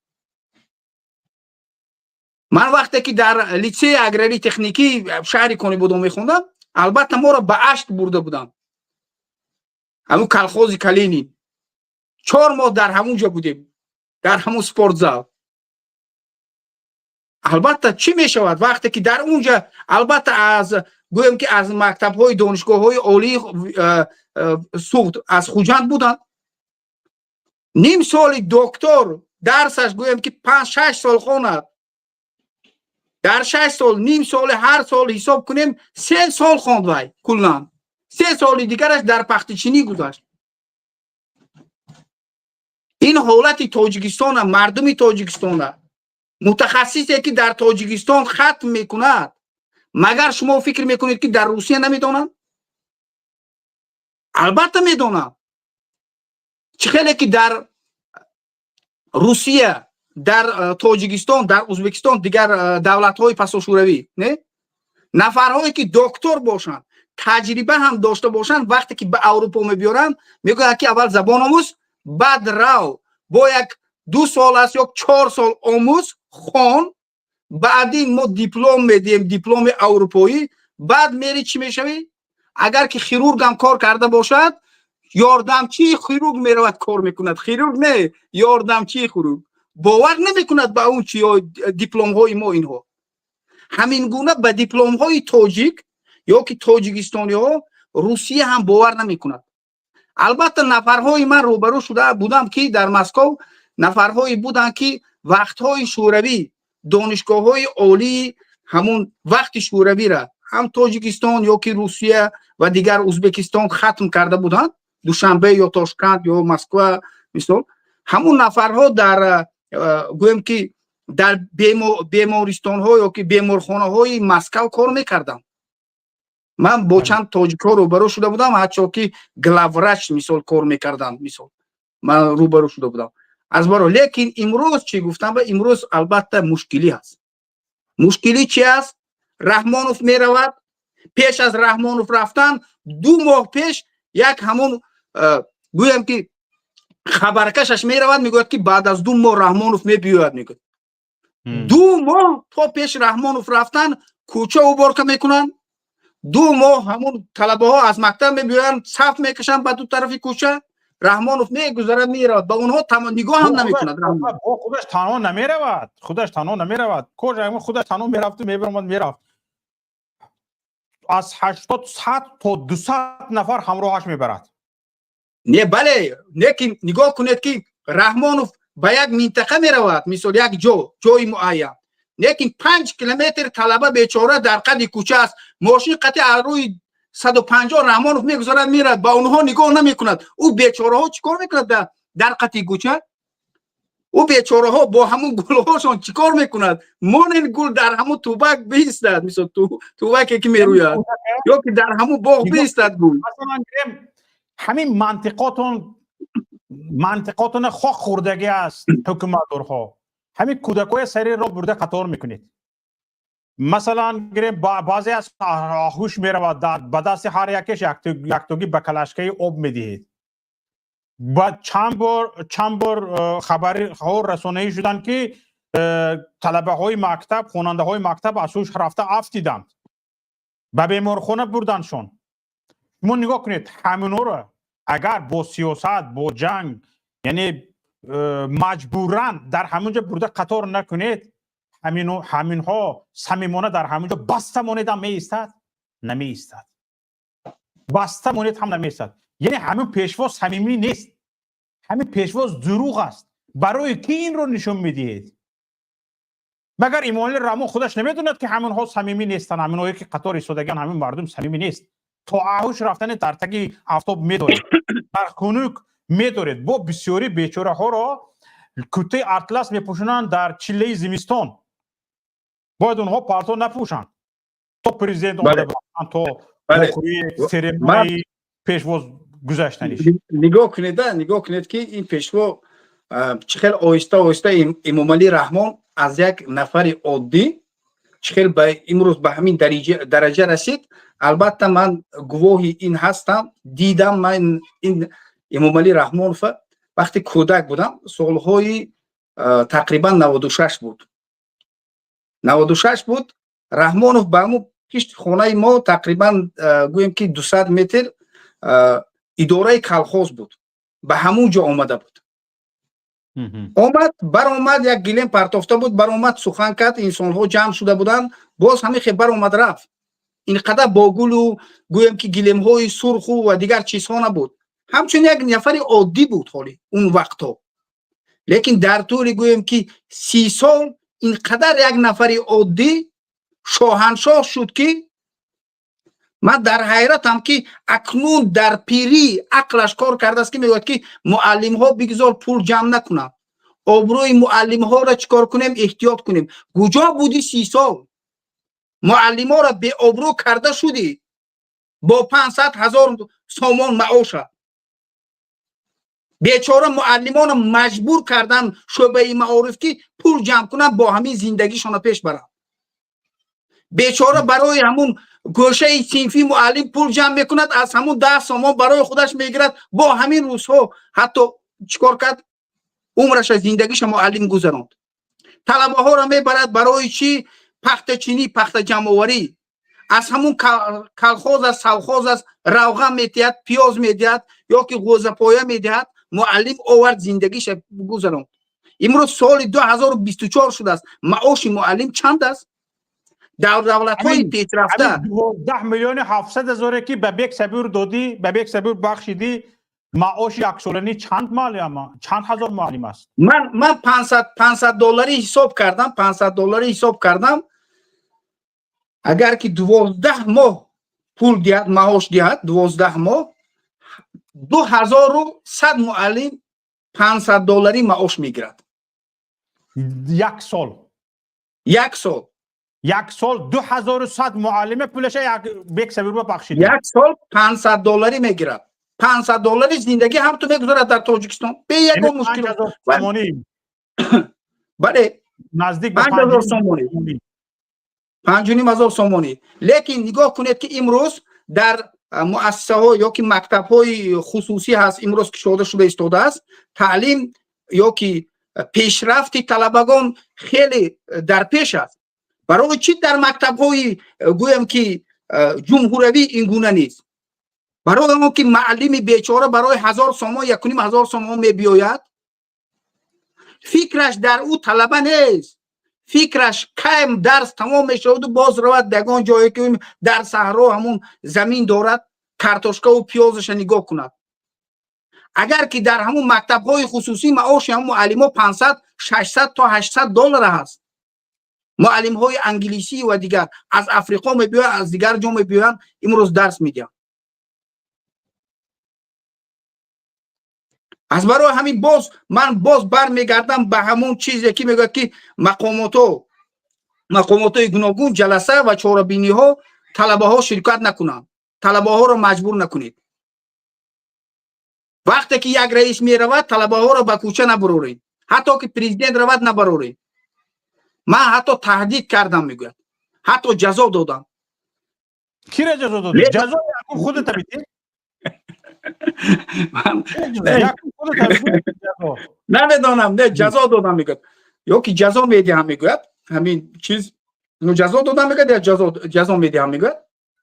یک چیزی که هست که نگاه کنید که عبدالله یک نفر از واتساپ زنگ زدن، گوش کن کوچ میگن. بخشید. سلام و رحمت الله. سوزی برادر، تشکر به شما، بفرمایید. همین درباره مکتب میگن، مثلا در مسکو همین او مجلس شد دخترشم صنف یک میروه، حالا کلی خود نگذاشتن 10 سومی چی کنید گازی جمع کنید. ما تعجب میکنیم که بولا کلی حرفی از نگذاشته، حالا که 10 سومی گازی جمع کنید برای بولاکو. نوم گزیت چی بود است؟ چی بگم این گزیت های گلکورا میتن گلک سیف یک گلی حرف نوشتن یاد گرفتگی نیست الکت سینتیا برولی بود نوشته سومی گزیت فکر کنم در شهری سربند لیواکان بله در همین نشست رحمان گفت در همین نشست گفت که معلم مجبور نکنن طلبگان طلب میکنین ایو گزیت کارش میکنه گلک سیف معلم کودک سیفی معلم یکی ابتدایی حرف نمیشناخته است گزیت چطور میکنه؟ الان کسی می گزید میگه آخه دیگه نمیدونم چی میگوی سیستم معارف حکمت نمیدونی چی خودش خود ما رحمان از یکم سینتیا بده برامد کسون نگیرین این نمیدونم این پیانه گم میزنه یا کیفاره یاد میزنه نمیفهمیش زنده باشد برادر عزیز. بله در همون نشست گفت که همین مجبور نکنید گفت که همین طلبگان چی عبونه شوند به همین گزیت و به ژورنال ها این کار از بین بردارید گفت نگاه کنید که گپش کو همین از دهانش برآمد و افتید تمام او طرف تا همون شعبه معارف وزیر شعبه معارف تا او را نرفت که از او فرمان شود تا معلمه میفهمید بیچاره معلم باز چیکار میکند اون مجبوره میبخش تماشابینان عزیز میبخشید یک کلمه استفاده میکنم خاطر احترامتون همش در جایش فقط نگویم اگر میکفم همین رفتارهای همین امام علی رحمان رفتارهایش رنگ یک هیزلک است از نتیجه گپش از نتیجه کارش یگان حاصل وجود نداره آخر همین مسئله ای که گفت که ریاکاری نکنین ظاهر پرستی نکنین همین چند بار میگویی همین چیز به خودت هم دخل دارد یا نه چرا همین گفتگی های خودت اجرا نمی شود نتیجه نمی تید عبدالله یک نفر وارد شدن خوب بینیم چی میگفته باشن دموکرات بفرمایید السلام علیکم و علیکم السلام و رحمت الله ҳаминҷа ман як савол ба миён омад намедонам ба шумо саволатим ба ин бародар хайр ба ин бародар меҳмони ин чиза ба ин бародар савол метем мақсад дар бораи маориф гап задан естественно ҳар давлат мехоҳад ки маоши муаллимоша баланд бардора аммо бисёр вақт меистам фикр мекунам ҳамин основной доход мо аз куҷо шавад ки мо ҳамин муаллиморо мақсад 600 700 то $1000 мақсад ойликшон тем мо бояд як источники доход дошта бошем правильно бародар ҳамин источник доход мо аз куҷо мешавад мо яъне барои донишмандо чизро баланд кунем договор чизоро чи ҳамин системаро чӣ хел мебинед дар Европа чӣ хел аст ҳамин система бародар ҳамин чизоро ман мехостам аз шумо фаҳмам саломат бошед куллан ки моликияти халқ аст бале اما هر چیزی که بایگیری هایی که زیر زمینی در تاجیکستان هست این مالکیت خلق است با منفعت خلق باید که صرف شود نمیخواد امروز 29 کان طلا از جانب گوناگون شرکت ها کار کرد میشود کان طلا 29 کان طلا تقریبا 10,000 تن در یک سال تاجیکستان طلا میبرد طلای پرابش 999 پولش کجا می رود؟ برق تاجیک هست برق تاجیک برادر عبدالله پیش گپتون تاجیکستان 10,000 چی گفتید؟ تن آلمان چقدر 20 تن نه در برابر آلمانی که بگیم چقدر از تاجیکستان پیش است همین آلمان یگان ثروتی زیر زمینی به چشم راست ندارد با وجود همه قدر پیشرفتاش یگان ثروت زیرزمینی پشمرز ندارد. یعنی به این طور میگفتگی مثلا اگریم آلمان 20 تن تیلو استخراج میکند، تیلو تاجیکستان 10,000 تن. بله با 300,000 تن سال 2023 خلق عهدهداری گرفت که الومین کار کند. 300,000 تن برق تاجیک به افغانستان، به ازبکستان، به قزاقستان، حتی به پاکستان برق میفروشد. پولی برق کجا؟ ما با انگشت خانمون رو گرم میکنیم. صدها دیگر شرکت هایی که هست که در تاجیکستان کار میکند و پول های اون شرکت ها به کجا میرود هیچ کس نمیداند. میفهمید؟ شکر زیاد برادر محمد. برادر عبدالله برادر محمد تقوی زاده خوش آمدید. سلامت باشید. من خارج میشم ان شاء الله 1 ساعت همینجا هستم. زنده باشید. اگر تشکر بخبر زنده باشید. سلامت باشید. برادر محمد به فکرم اینترنتتان سست است که شخ میشوید. میتوانید همین خیل به طور اودیویی بدون چی وارد شوید و گپ زنید. بفرمایید برادر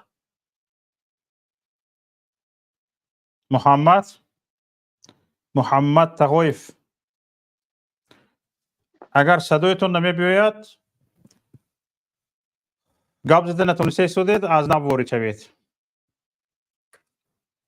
تو شما صدایتون برآمدن من صحبت کرده میستم. دوستان عزیز تقریبا 300 نفر لایک موندند و تقریبا 900 نفر ما رو تماشا میکنند با حساب گرفتن فیسبوک و دیگر شبکه‌های اجتماعی که با آن ما پیوست شدگی هستیم. از یکایی که شما حالا خواهش میکنم که لطفاً تگمه لایک رو پخش کنید و بی‌طرف نباشید. یگانه کمک شما به ما در نت نداریم، در اینجا رقمی بیربانک نموندیم، رقمی بانک نموندیم یا که کشیلاک نموندیم. کشیلاک ما انامین یعنی کمک شما انامین لایک گذاشتن است. تمام لایک گذاشتن، پدیلیت کردن، آبونه شدن به کانال یوتیوبی پیام تیوی. انامین دنت شما است و انامین با کشیلاک ما پول ریختن شما است. انامین کمک شما به ما است. برادران عزیز، خواهران گرامی، مادران بزرگوار، پدران بزرگوار، از یکایی که شما دست پیشی بر کرده خواهش میکنم تگمه لایک رو پخش کنید، پدیلیت کنید. همین کمک شما به ما است تا اینکه دیگران هم از این صحبت ما آگاه شوند، دیگران هم از این صحبت ما بهره بگیرند و دیگران هم همین فکر اندیشه هاشون باشد برای گفتن آمادگی گیرند و در برنامه‌های آینده ما شرکت کنند و پیش برویم. یگانه مقصد ما همین است. برادر محمد هستید؟ برادر محمد تقویف هستید؟ تو شما محمود شریفوف گپ زنان نباشد؟ السلام علیکم رحمت الله برکاته شوکت جان. و علیکم السلام و رحمت الله برکاته. خوش آمدید برادر محمد جان.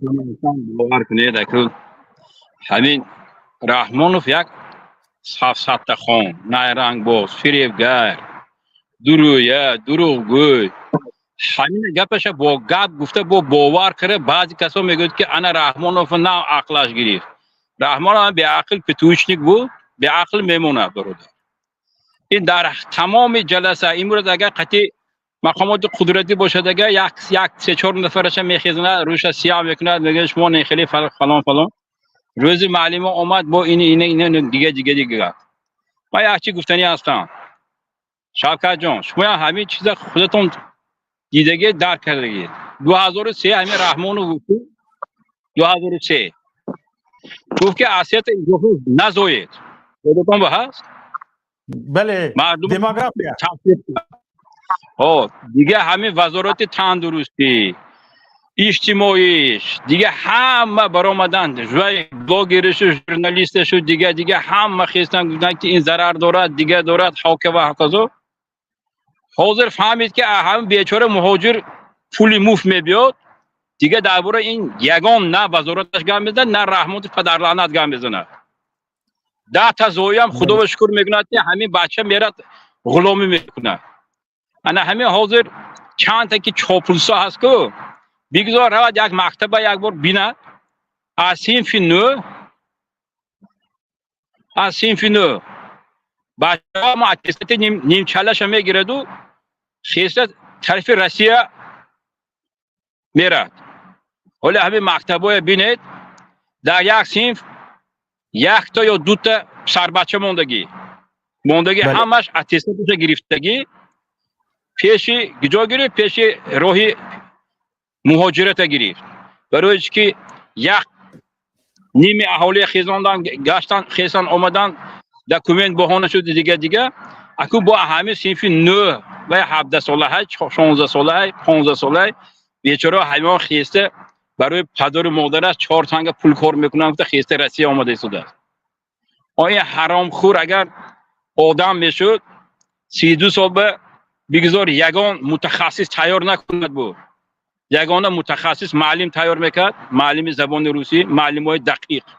همین خود تاجیکا پول مبلغ دیگه معلم های گجا آمدگی دیگه دولت آمدگی نمیداد. این 32 سال به انا 10 سالش پرتو 20 سال به 4 انا استودنت ها تمام میکنند.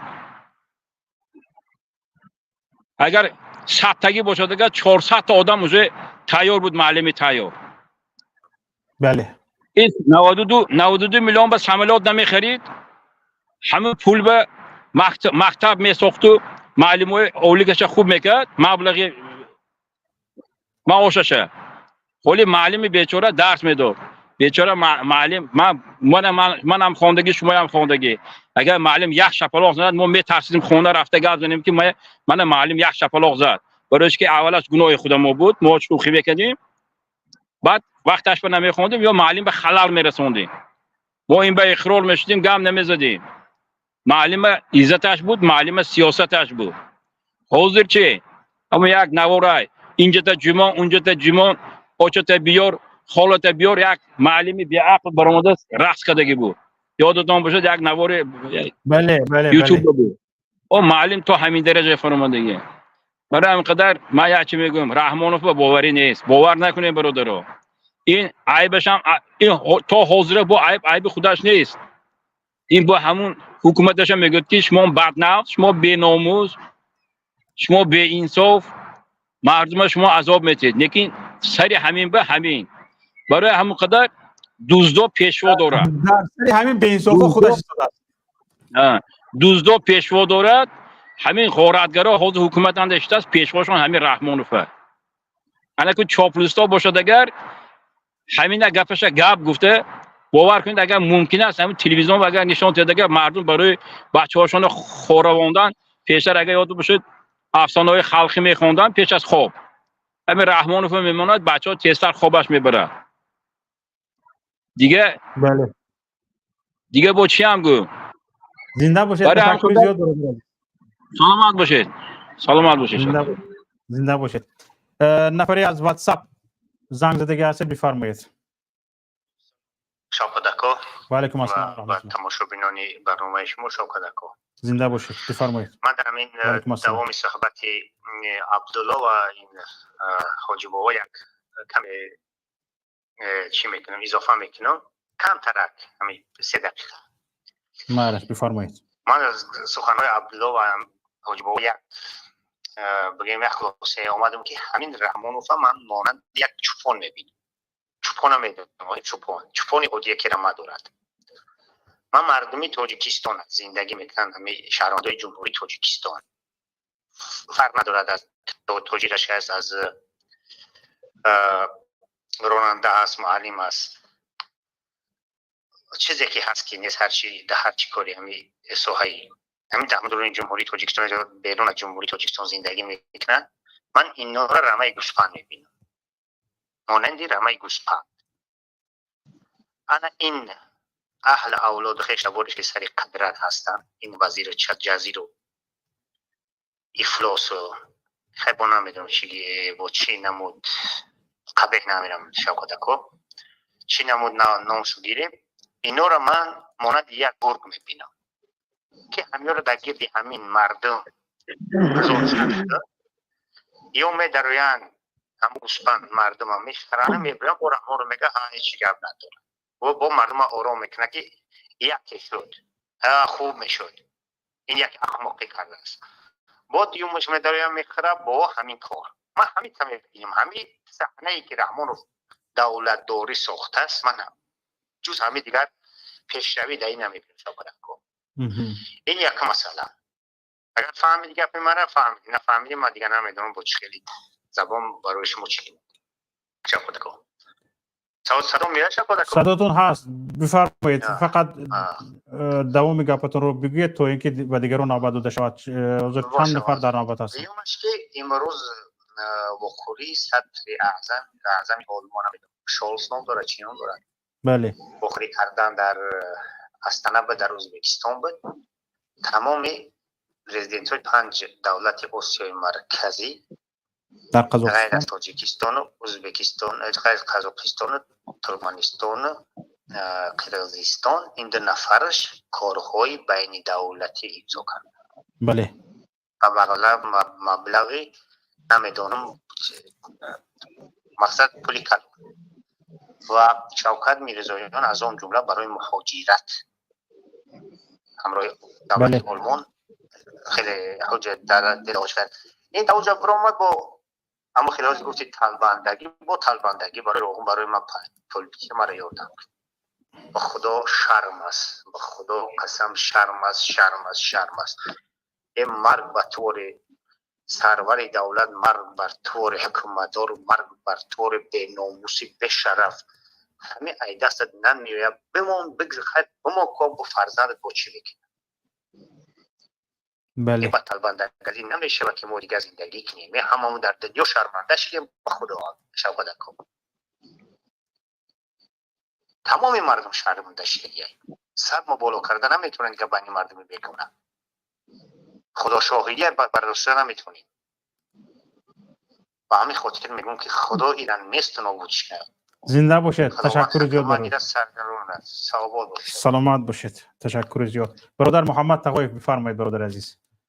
سلام علیکم و رحمت الله و برکاته. سببگار ما باشیم، شاید شما باشید عذر که نه اگه اینترنت من بود که همون اینترنت گم شده پیدا میشد یک 10-15 منت دادم استاد بعد نقل میشه. نمیدونم سببش چی باشه. بسیار خوب، بخیر باشد انشالله. این موضوع شما درباره چی؟ موضوع ما بله.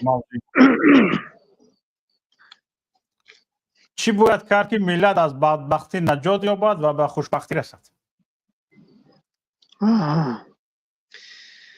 این ملت این برادر رحمانوف حاضر سخت گرفتن، این مردم باید سخت گرفتن در کار. رحمانوف قنداش خورد آخی 12 میلیون دلار خودش به درجه عالی 1000 فایده استفاده میکند. رحمانوف 12 میلیون دلار خودش از خود کرده است. یک تاجیک برامده گپ نمیزند. اینجا عیب رحمانوف چی؟ باید مردم خیزن طلب کنن که رحمانوف خودش پول را برگرداند.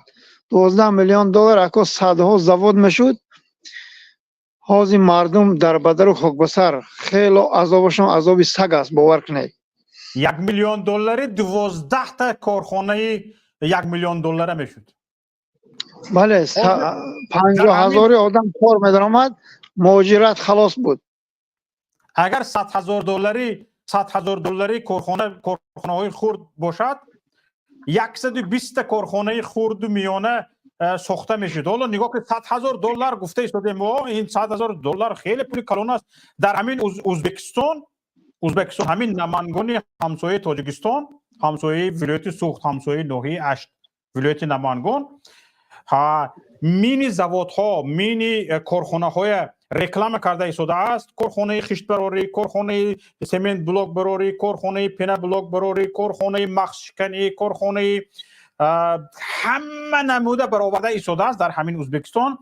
ҳамин мини заводҳо $2000, $3000, корхонаи нонпазӣ, масалан гирем корхонаи нонзуволакунӣ, нонвурхонаҳо робот сохта истоданд. ҳамино $4000, $5000 ҳастанд.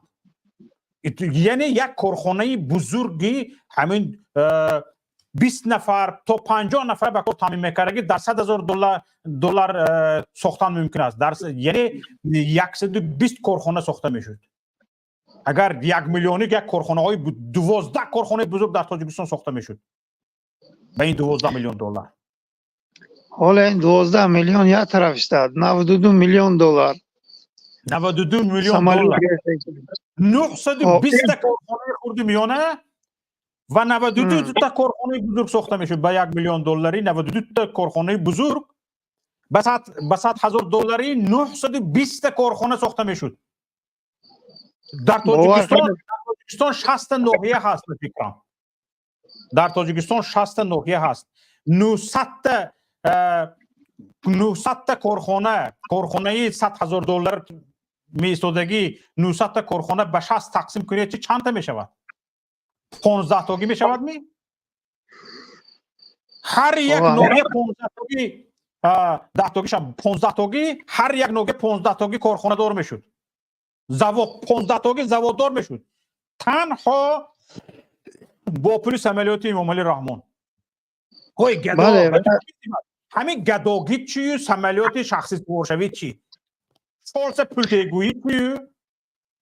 رحمانوف اکو گوش کنید رحمانوف همه عیب هم شود قفاش دریدگی است فهمیدید همه چیزی که میخورد همون لقمه که حرام هست و چیز دوش نمیتید این همه قفاش دوختن در کار این سر نشد در طول 33 سال کار به نام الله قسم که این یک شرمندگی است باید مردم هم اکنون بیدار شوند اینقدر پول میدوزن اینقدر غارت این مردک عموما شما بر رحم ندارد اگر این رحم میکرد و شما رو یک ذره قدردانی میکرد 92 میلیون دلار به عملیات نمیگرفت با بزم این بدبختی اکا حاجتخانه 25,000 دلارش هر کجای پرواز میکرده است گرفته میبرده است انا با شرمندگی فهمیده دیگر حاجتخانه به نمیشت از این بدبخت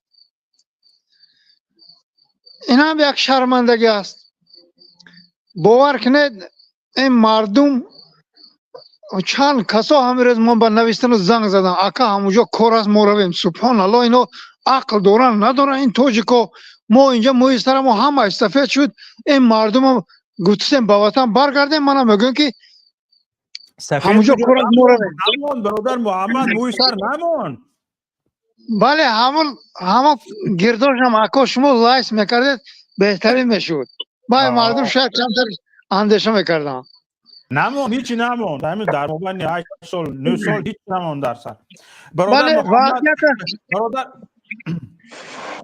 اکا وضعیت آزی فهم لبای حالا همینجا یک نفر با نام غرب هستن با فکرم با سیمو برآمد کردنی هستن با سیمو برآمد میکنید یا میخیل صدایی با صدایی باشم من شما رو الکی بلو کردگی هستم میتونید گپ زنید من محمد گوش میکنیم شما رو بله برادر السلام علیکم و رحمت الله و برکاته آقای شوکت جان محمد جان بگذار محمد جان گپاش تمام کنه بعد من گپ میزنم من سراسیمه نیستم من آقای شوکت جان گوش کنید من همه 4-5 میلیون مردم به مراجعه دارم کو بعد تمام اون برادرایی که نوشتن کار هست گفته من جوابتون پرمای میتموزی بازی برام اگر محمد 3 دقیقه مایل شکو تمام ما حال برام وضعیت فهمونم شما باور نمیکنین که ما چی حال چی روز داریم یکمشین به همین خاطر این طرفا امید نکنین انشالله آزادی نزدیک است ما این ظالم بدبخت رو یک بره میکنیم انشالله رحمان بعد خطاب من به مردم تاجیک شما آخه همه با عقل و با فراست سواد دارین عقل دارین سبحان الله رحمانوف دزدی دارد اینقدر پول ده زواد میشد تمام کشور فروخت بیاین آخی سبحان الله سرجم شویم بدبخت یک باره کنیم هموطنان عزیز آینده فرزنداتان شما غلام و دربدر نکنید رنگ خودتان این رحمانوف اگر برای ما رحم میکرد خداش $12,000 قرضش رو نمیبخشید این 12 میلیون دلار بخشش هموطنا 12 میلیون دلار این ده زواد میشد حاضر شما در سرحدا رنگ سگ خوابین عذاب سگ کشیده ایستادین باز برآمده از تاجیکستان رفتوسین من نمیدونم کجا رفتوسین شما هموطنان عزیز تا که در بدلی خوک بسری سبحان الله همین ظالمی بدبخت ما یک باره کنیم انشالله رحمان همه چیز پیدا می شود همه کار پیدا می شود و همه خاطر نروین طرف های روسیه نروین دیگه اروپا هیچ جا نروین هموطنان عزیز باید ما تاجیکستان با سرجم شویم این بدبخت یک باره شود این با نترسین نه از عراقش نترسین نه از اسلحه‌اش ترسین نه از 400 مغول تروریستی قاتلی تاجیکوشش ترسین ما انشالله یک دست شویم این توده اوباش حتما سرنگون میشوند از همتان خواهش میکنم که پیشروی های رحمانوف تنها اولادش رو قرضهای بزرگش رو بخشیدن تاجیکستان رو پارچه پارچه کرده با خطای با قرقیزستان و با ازبکستان فروختن دیگر یگان پیشروی ندارد لعنت الله به اون شخصی که تاجیکستان به پیش میگوید با رحمانوف تاجیکستان به نام الله ما کوه از طالبا ده زینه پایان رفتگیم فهمیدید طالبایی که 3 سال بازو در سر قدرتن 3 سال شده کوشش دارن مردم افغانستان را برق دهن مردم افغانستان رو با جای کار تامین کنن ولی با روسیه گپ زنان کردگیم باید اکنون افغانا مهاجرت بیان کنی یک افغان یک از غمته بله همین بود در یک سال در افغانستان اولا در تاجیکستان سطح جنایتکاری امورها میگوید که سطح جنایتکاری بالا شده است در یک سال سطح جنایتکاری در افغانستان 30% پایین رفته است بله بعد اینجا برادر عبدالله بخشش قطع کردم شما اکو برادر عبدالله شما بهترین گپا زدین نه که من جواب همین گپای شما رو میتم که این توده افباش اکو این گپای نمیفهمن باید اکنون عمل ما سر کنیم که اگر 10 سال دیگر ما هم خیلی گپ زنیم اینای دزد و غارتگر و میلیون ها را دزدیدن گفته گپ زنیم اینها کو پروا ندارن باید ملت سرجم شوند اینها ما یک باره کنیم اکو فهمیدید گپای شما هم میفهمن آدمای غریب و دربدر و خاکبسره که گریخته رفتگی هم آنها میفهمن درک میکنن نه که این توده افباش در طول 33 ساله که حکمرانی دارن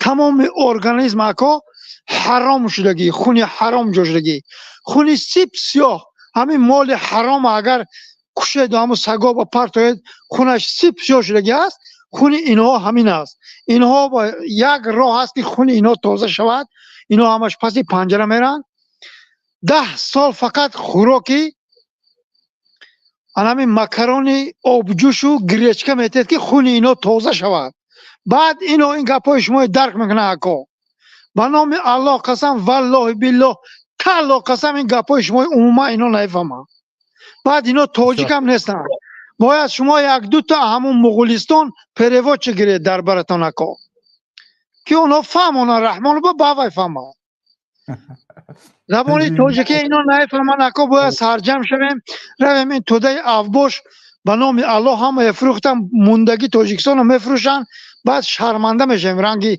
کردای رنگی اویگورها اینو باید یک باره کرده که دیگر راه نیست السلام علیکم و علیکم السلام و رحمت الله و برکاته برادر با نام غرم یک نفر از واتساپ زنگ زدگی هستن اگر شما گفتید بیملال هستیم زنگ واتساپ رو گوش میکنید بعد از اون شما اگر روزی باشید واتساپ گپ زنید السلام علیکم و رحمت الله و برکاته و علیکم السلام و رحمت الله و برکاته یک موضوع داشته در موضوع گذشته درباره چی بود ترس و شجاعت بله همچنین یک لوا کردنیم بفرمایید. برای چی ما ترس داریم؟ برای که شجاعت نداریم. برای چی شجاعت نداریم؟ اینجا عامل‌های گوناگون است. یکی از این عامل‌ها نبودن خط فارسی، زبان فارسی. از بس که ما فارسی زبانیم، نبودن خط فارسی ما رو از شجاعت دور میکنه. بله. اگر ما با خط فارسی خوانیم و مثال زندگیمون رو پیش بریم، در اینجا شجاعت خود در خود با وجود میاد. چرا شما چنین میشمارید؟ چرا شما به این اندیشه اید؟ برای تاجیکات از بس که ما تاریخ بای داریم، ما در اون تاریخ بای ما یکی از سبباش همین چی است؟ دانستن زبان فارسی است که از زبان وقتی ما زبان فارسی را میخونیم، بسیار ادبیات ها با زبان فارسی نوشته که ما از تاریخ خود بسیار چیزا که صرفا می‌رویم، میدونیم که ما کی هستیم. در دوره‌های شوروی در مکتب‌های میانه ما تاریخ خود را نمی‌گفتند، تاریخ‌های خلق‌های گوناگون را می‌گفتند که ما از تاریخ خود بی‌خبریم. این هم یک یعنی شما فکر میکنید تاریخ هم شجاعت می‌آموزد؟ بله. اگر ما گذشته خود را بیاموزیم که برای چی ما کی هستیم، کی بودیم، درست. برای همین فیلم های تاریخی رو نشان میدن، قهرمان های تاریخی رو یادآور میشوند که از اونها باید عبرت گرفت. درست است. لیکن در همین چیه این خیلی است. یعنی ترس رو همه دارد. ترس در همه وجود دارد. شجاعت چی است؟ شجاعت این یعنی مسلط شدن بالای ترس خود است. ترسی یعنی همون فرو بردن ترس و مسلط شدن، یعنی اداره کردن ترس خود است. اداره کرده توانستن ترس خود است. وقتی که شما ترستون رو خود اداره کرده میتونید، یعنی همون شجاعت است، همون جسارت است. جسارت میکنید که یعنی که ترس شما رو فرا نگیرد، ترس شما رو اداره نکند. زنده باشید. ممکن است یک فقط زودتر که دیگران نوبت پیدا شدن. شما در همون بسیار برآمدهای خود یا سوال با من بگذارید که برای چی با هم همین شکنجه و زورواری باز مردم تاجیک با روسیه چی میکنن؟ میآیند برای اینکه روسیه زیاده 150 سال است که با ما حکمرانی دارد، بعد امریکا تاثیر خود را گذاشته است. بعد ما نمیدونیم که چه روسیه با ما هجوم کرده، زیاده از 1 میلیون تاجیک را کشته در وقتی سال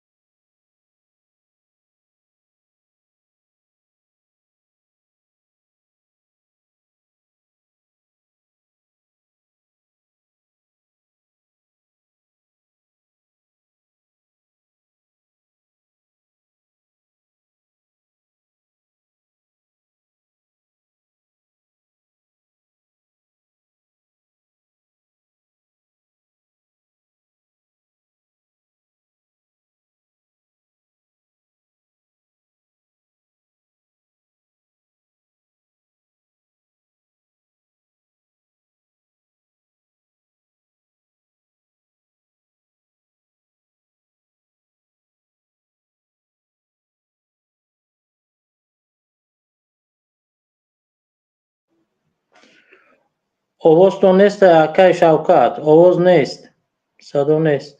غرم هستید شما؟ من هستم. همون لفظ گپزنی تو فهمیدم که غرم گفته. این تک آواز تو نبود. سلام علیکم یا بوریگا به شما و به تمام بینندگان. من که پسی پرده گام میزنم. خب اگر اجازه باشه بفرمایید. بله برادر.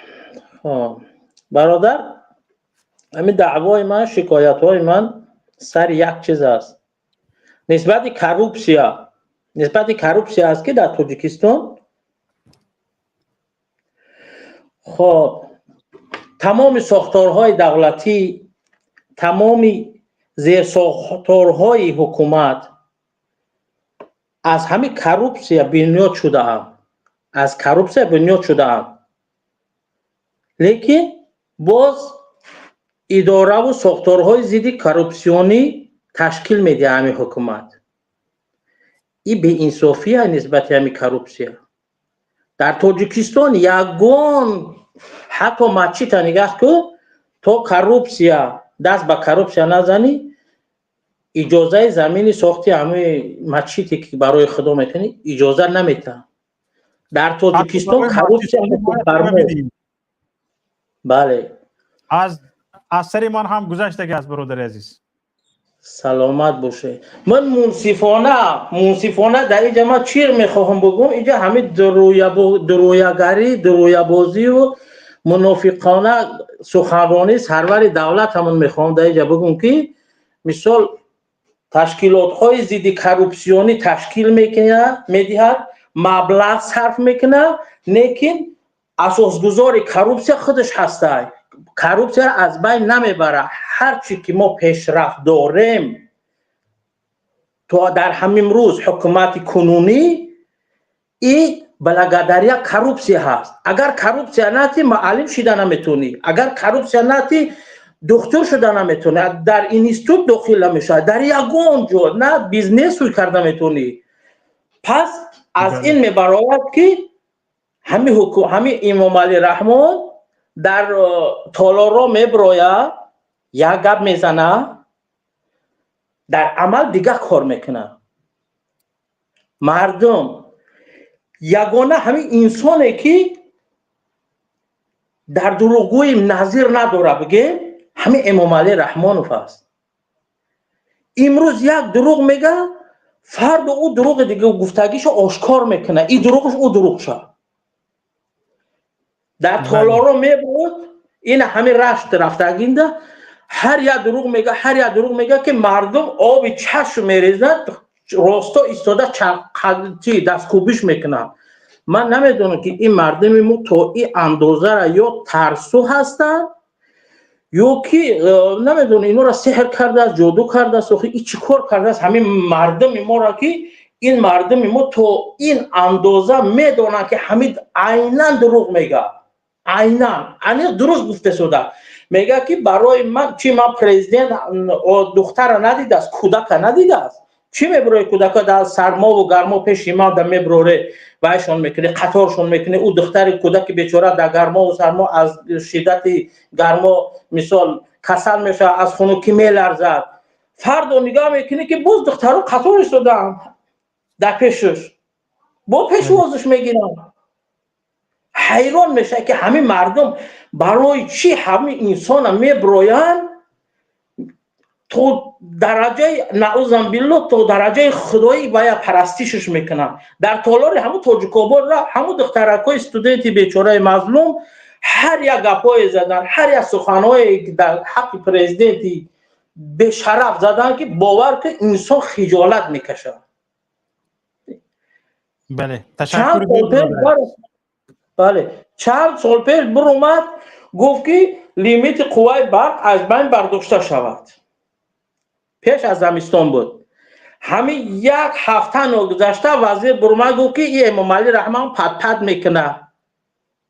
گپی وای حجت نیست. لیمیت بود هست و میمونه. بله. سخن امام علی رحمان را گرفت تماما بیکار کرد، دموس پرتوف رفت. من نمیدونم این بر این پیشواش همه باشه اگر من هیچ چه نفهمیدم. همین گپا را گفتنی بودم که مثال همین مردم ما با دروغ‌های این دادن این بسیار در همین افسانه بافی و دروغگویی و یاوه‌گویی‌ها بسیار استاد است. امروز این همه گپ اگر با مقابل همین گفته خودش عمل میکنه. زنده باشه برادر عزیز. حالا برادر گفتم که من موضوع کورپسیا گپ میزنم. همین کورپسیا تیپ در سال 2023 طبق گزارش ترانسپرنسی اینترنشنال تاجیکستان در سال 2023 در بین 180 کشور جهان در جای 150 است. در بین 180 کشور دنیا در جای 150 قرار دارد. یعنی یکی از 30 کشورهای فسادزده ترین دنیا است. یکی از 30 کشورهای فسادزده ترین دنیا است. در دنیا اگر مثلا 30 کشوری فسادزده وجود داشته باشد، انامین یکی از تاجیکستان گفتنی گپ شما تصور کنید فساد زده تشکر برادر غرب زنده باشید در امان خدا باشه برای کار موفقیت در امان خدا باشه تشکر به شما که در برنامه شرکت کردید من بعد هم فعال باشید برادر عزیز سلامت باشید سلامت باشید برادر شمس بفرمایید سلام علیکم و رحمت الله و برکاته آقای شوقت رحمت الله و برکاته آقای سوال تی ممکنه بفرمایید برای چی همه تمام جهان گرمانیا را زد بعد 10 سال اقتصادش مقصد برقرار کرد تاجیکستان در 33 سال نشید برقرار نشید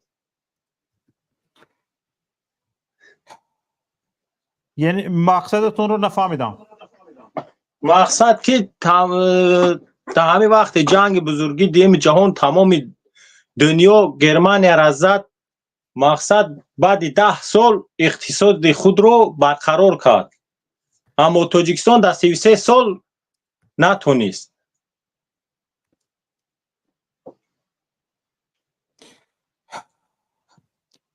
یعنی شما نگاه کنید یک چیز وجود دارد بعد از جنگ دوم جهان در آلمان یک چی بود برنامه مارشال یکی از مهمترین عامل‌های برقراری اقتصادی آلمان کمک‌های مالیوی از ایالات متحده آمریکا توسط برنامه مارشال بود این برنامه سال 1948 آغاز می شود با آلمان تقریبا 1 میلیارد و 400 میلیون دلار کمک می شود این مبلغ‌ها برای برقرار کردن اینفراستراکچورهای خراب شدگی صنعت و افزایش استحصالات استفاده می شوند که بر رشد با صورت آلمان تاثیر میکند دیگر سال 1948 باز اینا هم سال 1948 است دیگرش اصلاحات اسعاری اصلاحات والیوتا می باشد اصلاحات والیوتا سال 1948 عملی می شود این هم نقش مهمی باشد حکومت آلمان با دستگیری ایالات متحده آمریکا و شورای مقررات اتفاقچیان یعنی ریخس مارک با مارک نو دویچه مارک را عوض میکند این اصلاحات تورم شدید را قطع کرده به مردم و صاحبکاران امکان سرمایه گذاری و خریداری مال خدمات رسانی ها را فراهم می‌دارد در نتیجه اقتصادیات از وضعیت بی‌قرب شوی و نبودن اعتماد رها می‌یابد فهمیدید یعنی بله سرمایه‌گذاری همین وضعیت بی‌قرب شوی از بین می‌رود و یعنی اعتماد به والیوتای همون خودی آلمان اعتماد مردم اعتماد صاحبکاران زیاد میشه سونه سیومش سیاست بازاری آزاد است یک قسمی مهمی برقرار شوی همون اقتصادی آلمان تحت رهبری لودویگ ایرخارت وزیر اقتصادی آلمان با قبول سیاست‌های بازاری آزاد تکیه کرد ایرخارت سنجش‌های شدید اقتصادی بعد جنگ را لغو میکند خیلی که در ما تو در تاجیکستان خیلی سنجش‌های زیاد وجود دارد و بازار از سنجش‌ها بازار را آزاد میکند این سیاست به رشد سرمایه گذاری تولید صنعت و افزایش مقدار محصولات استحصالی مساعدت میکند یعنی خودشون محصولات علاقه استحصال کنی سر میکنند یعنی بازار آزاد از همه گونه سنجشی نلاگ و سنجشی من فعالیت صاحبکاری داشتم فیرم خودم رو شرکت خودم رو در تاجیکستان داشتم چنون مرا تنگ آوردن که یک دکان کتاب فروشی داشتم از دکان کتاب فروشی رفته ویروس از داخل کتاب ویروس جستجو کرده بودن چرا در مغازه تو دستشویی وجود ندارد چرا این نداره چرا اون نداره همین مثلا گریم چرا مغازه تو حاجت خانه ندارد دیز بیو را رفته پروسه بود مرا دیز بیو رو میگن یعنی دیزینفکسیون بیو رفته مرا میپرسد که تو حاجت خانه نداری باید حاجت خانه داشته باشی و در 6 ماه یک بار ما رو دعوت کنیم و اومده دیزینفکت کنیم بله نداریم به هر حال میگوید ما به تو چک میتیم پولی چک ما رو 48 سومونی است چی است باید بدی تو این وقت اول تو اشتراف رو یعنی جریمه رو میدی بعد از این هر 6 ماه ما میبینیم 48 سومونی همین 48 سومونی و 58 سومونی چک میتیم تو پرداخت میکنی فهمو خواهی نخواهی از همه این چیزها آلمان نجات میبرد سونی چیز دیگر نیروی هزار رحمت برادر عزیز این خیلی چیزی زیاد است و یکی از سبب‌های اساسیش همین است. هزار رحمت استاد زنده باشید. رحمت کلام. تشکر زیاد. مهاجر بفرمایید. سلام علیکم. و علیکم السلام و رحمت الله و برکاته. آواز است؟ هست صدایتون هست بفرمایید. کی شوکت اکو در همین باره مقصد مردم شما میگیم بر بگردن به وطن نبیاین در همون جا طلب کنن از حکومت مقصد که گردی همایی تشکیل کنن برای پیاده کردن حکومت نو این کارها رو الک یک بار در وطن تجربه کرد مردم بدخشان شما دیدید که با چی نتیجه تمام شد اونجا شما مقصد یگان راه پیشنهاد به مردم نمیکنید که مقصد این راهی که شما پیشنهاد میکنید این غیر امکان است در تاجیکستان همین راهی که شما میگه مقصد گردی همایی مردمی شود و حکومت همین قضیه بس کند حکومت هم میداند که قتل عام میکند اگر که 1 میلیون هم که بخیزه قتل عام میکنن امره برای همین مردم نمیخیزه این حکومت همین خیلی رفتن میگیره این به فکر یک شخصی من این راهی حل مسئله نیست در همین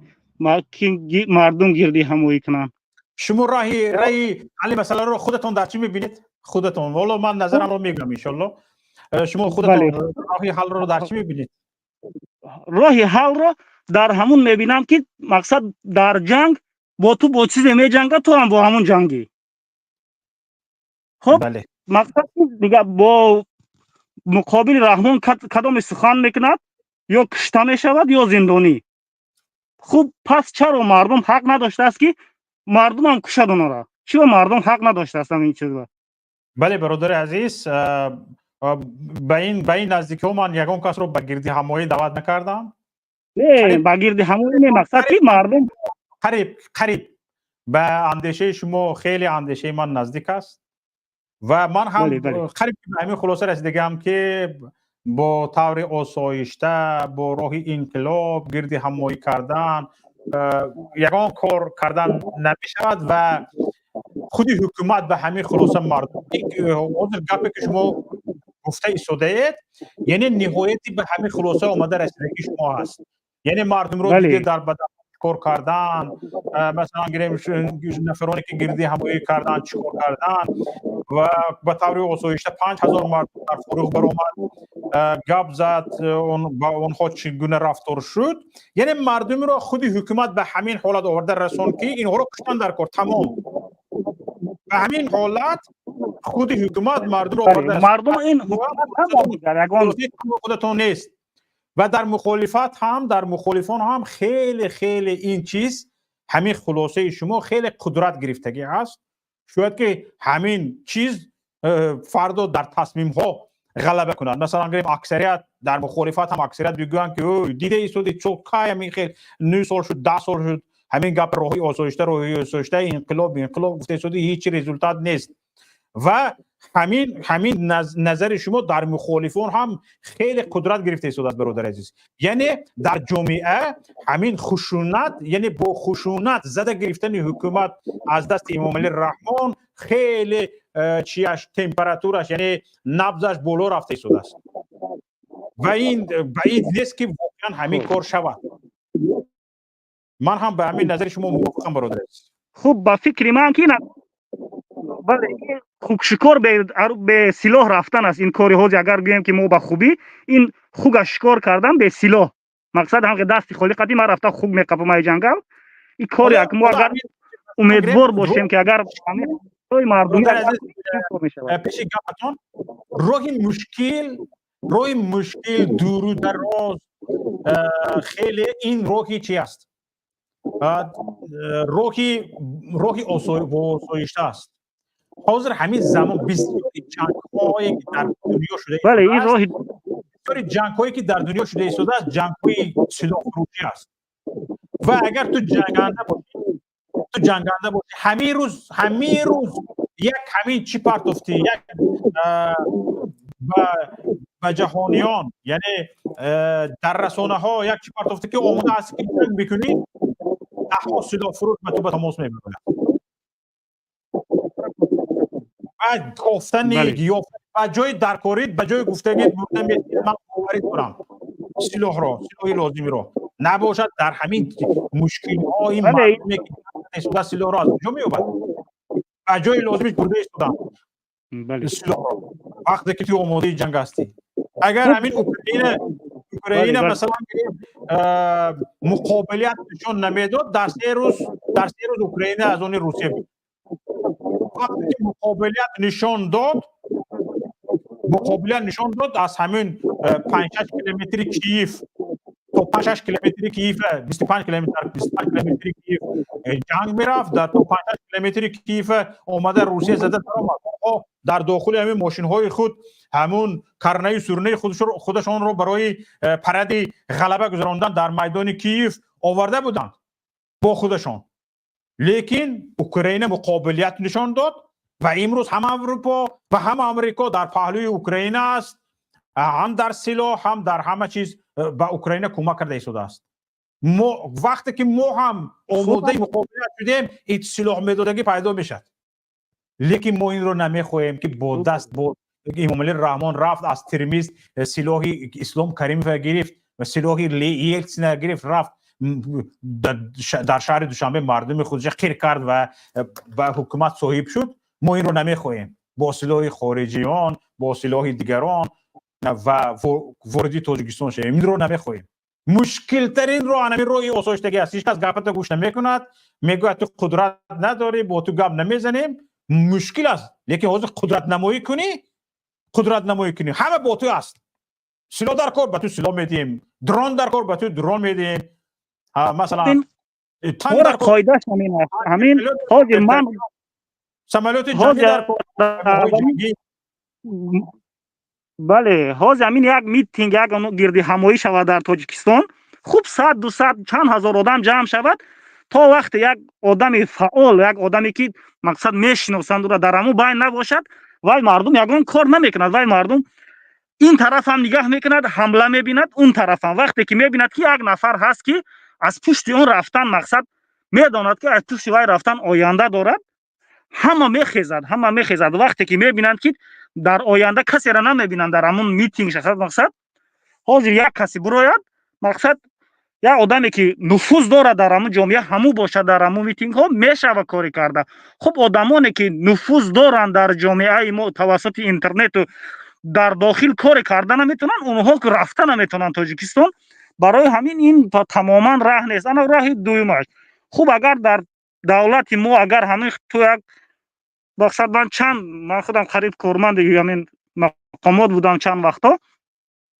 همون که در هم داخل همون چی مقامات ها بعضا همون آدمایی هستن که میگن که ما میترسیم که اگر همین رهازیم ما اگر 2 روز نمیگه میزنیم میکشیم همین اولاد میگم طول قسم نابود میکنه میگه و روسیه میگه ما در اجازت نمیده برای دولت ساز کردن میگه یک دولت حقوق بنیاد دنیوی دموکراتی میگه مسکو میگه باز همون مثل سالهای 92 میگه باز هم مقابلیت میکند باز هم همون سلاح میته باز هم اگر نفر خودش میگه به سر قدرت میشنونه آیا همین چیز شود اگر خوب رفت یگان کس این شکنکلان قطعی همون سمیهش یگان جا خوب کاری خوب نمیشه ترکان یا پران آیا چی میشه همین عاقبت خوب روسیه باز مداخله میکند در همین شرایطی که خودش روسیه حاضر هست در همین شرایطی بس یا ازبکستان یا چین یا کدام دولت های چی میشه عاقبت همین کارا خوب رفت و این کارها را یگان کسی اگر به عهده گرفت آیا آینده تاجیکستان مثل افغانستان نمیشود از همه تمام دنیا بسات زیر تحریم ها قرار نمیگیرد دولت چند سال زمین طالبان چند سال زیر تحریم قرار گرفتن 3 سال حالا اکثریتی که با قدرت ها با آغوش گرفتن طالبان رو بله بله این چنین هم هست. حتی اولی را که اروپا هم در فکر چگونه به رسمیت شناختن طالبان است، خطاب به رسمیت شناختگی است، روسیه شناختگی است. مثلا گریم امریکای نمایندگی دیپلماتیکشون کار کرده شده است، ازبکستان نمایندگی دیپلماتیکشون کار کرده شده است، ترکمنستان علاقه دودگیری قطار کرده است.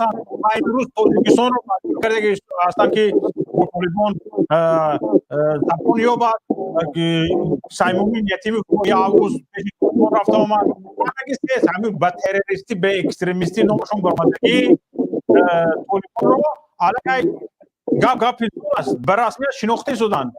چرا ما رو نمیشناخته باشن؟ ما رو میشناسن. چرا مثلا حالا نگاه کنید همین مقاومت ملی افغانستان تاجیکستان جانبداری میکنه، طرفداری میکنه، در تاجیکستان دفتر داده که از با آنها که ضد طالبان اونجا قدرت گرفته ضد طالبان جنگ کنن، با آنها طالبان که هم دادنی نیستن، مقاومت ملی افغانستان را دادنی نیستن، حتما جنگ و این تاجیکستان اومده است در این کمک کند. چرا به مقاومت ملی افغانستان حق داشته که علیه تاجیکستان جنگ کرد و حقش رو بگیرد؟ مخالفان تاجیکستان حق نداشتن که علیه تاجیکستان جنگند و حقشان را بگیرن؟ حق دارن. و این خلاصه ترسی مردم زنده باشید برادر عزیز. احمد شاه مسعود بفرمایید. تشکر مهاجر برادر. سلام علیکم برادر شوکت. سلام و رحمت الله و برکاته. من کمتر موضوع بیرونتر گام میزنم. همین معنای دیاسپورایی که در روسیه شرکت میکنن، دیاسپورای تاجیکستان، همین دیاسپورای کی کری شود میکنه سپانسیروید میکنه؟ دیاسپورا ها برادر عزیز اساسا میتونن گراند از خود دولتی که هستن میتونن گراند میتونن دستگیری یابند، میتونن با اونها مثلا برای اقلیت ها گفته کمک کند خود دولت. مثلا گریم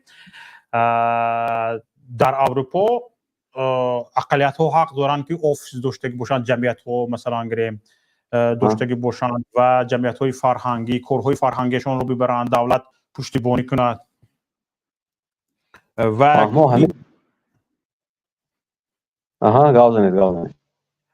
و همینطور در روسیه هم هست، لیکن مثلا میتوند خودی حکومت کمک کند. مثلا گریم سفارت تاجیکستان مثلا در روسیه دیاسپورا باشه، مثلا سفارت تاجیکستان کمک کند، اما سفارت تاجیکستان برعکس از دیاسپورا ها دوله میگیرد. برعکس است. باور درست که دیاسپورا بسیارش پرداژنه. بله این واقعیت است. مثلا اکثریت برای چی در مردم تاجیکستان در روسیه حرمت و احترام و اعتبار و شان و شرف ندارند؟ به خاطر اون که همین اکثریت دیاسپورهای تاجیک پرداژنی هستند. همین 4-5 سال پیش عبدالله دولتوف همون طبیب تاجیکی بسیار نظرهایشون رو در فیسبوک می‌نویسن، گفته بودن که در روسیه یگان دیاسپوری تاجیک وجود ندارد. من به این باور ندارم گفته بودن. نمیدونم حاضر به فکرم نظرشون تغییر افتاده است، لیکن 4-5 سال پیش میگفتن که در روسیه یگان دیاسپوری تاجیک وجود ندارد. اینها رو دیاسپورا گفتن نمیشه میگفتن. نکن مقصد این که ماه فеврал به فکرم 9 یا 10 فеврал دیاسپوری تاجیکستان در شهر ساراتوف برآمد کرده به همه مهاجرا предупреждение داد که تا ماه مارت облава сар мешад. мақсад облава барои мобилизатсия сар мешад. ҳамаи предупреждад кардем. видео дар тамоми шабакаҳои интернетӣ буд. ҳамин видео паҳн буд. моҳи феврал ҳамин сухана гуфт. моҳи март проблема сар мешад гуфтем. моҳи март ҳамин ҳодиса дар крокус рух дод. ҳамин ҳодисаи крокус ҳамин диаспораи тоҷикистон 100% медонад. ҳамин ба кӯмак кардек ҳамин ҳодиса ҳамин приключения. نفهمیدم. دیاسپورای تاجیک ماه فеврал 9 یا 10 فеврал با اخبارات عامه و با اینترنت پخش کرد که مردم تاجیک ماه مارت موبیلیزاسیا سر میشد. نفرایی که شهروند روسیه دارد حتما با воинский учет اومده. خودتون کراچی учет اومده. که ماه مارت موبیلیزاتsia سر میشد وضعیت تو بیزه میشد. بعد که میگه گفت ماه مارت می حادثه در کروکوس رخ داد.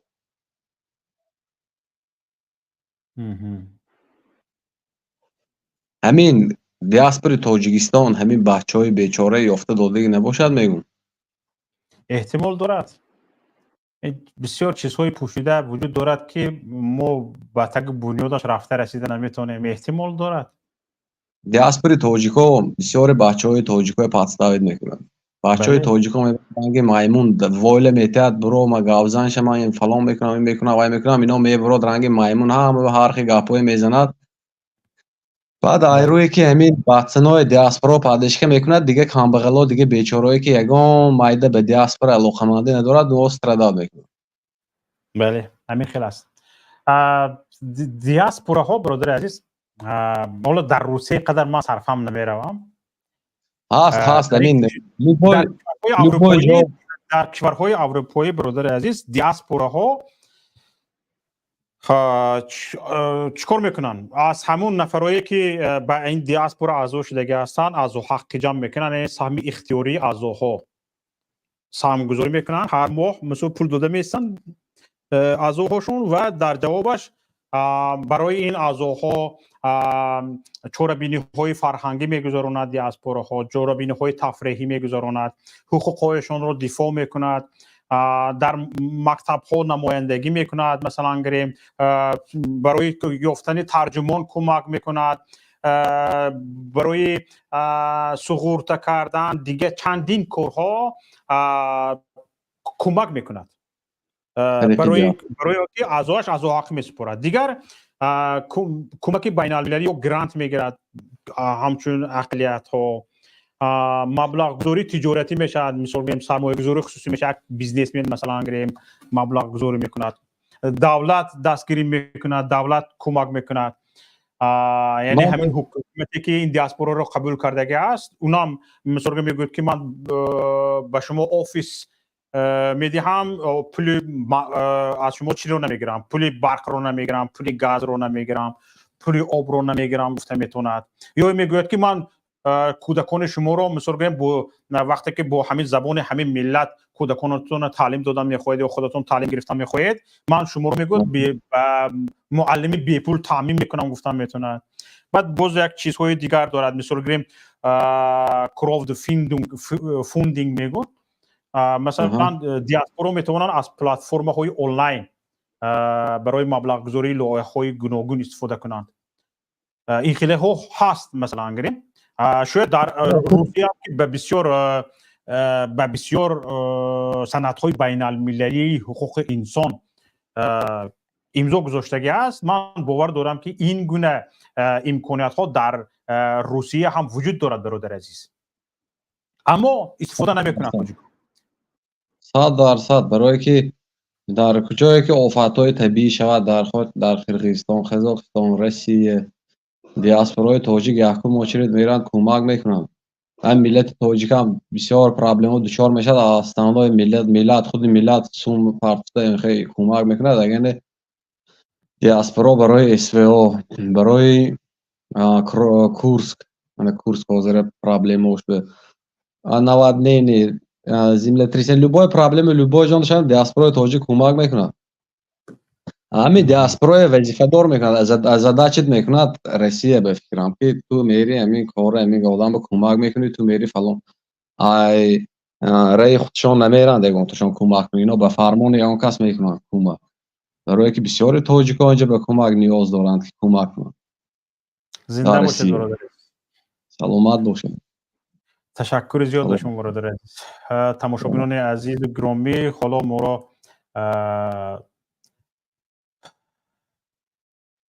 حاضر 910 نفر تماشا کرده ایستادند.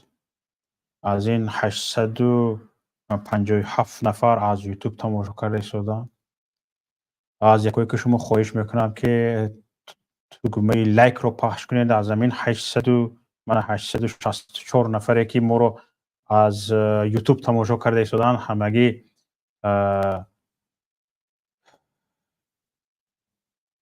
همگی 361 نفر تگمه لایک رو پخش کردند. از یکایی که شما خواهش میکنم تماشابینان که تگمه لایکتون رو پخش کنید، پدلیت کنید و همینجا اقلا همین 800 نفر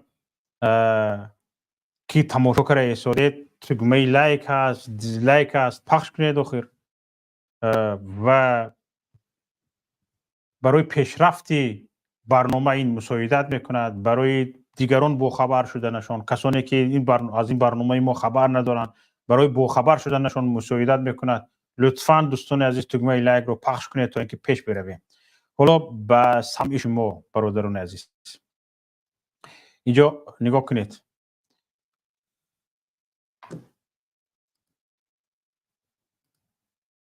آزادی خبر نشر کرده است، میگوید که دیگران به اولاف شولتز یعنی کانسلر آلمان چه گفتن، از او چه خواستن، امام علی رحمان چه خواست.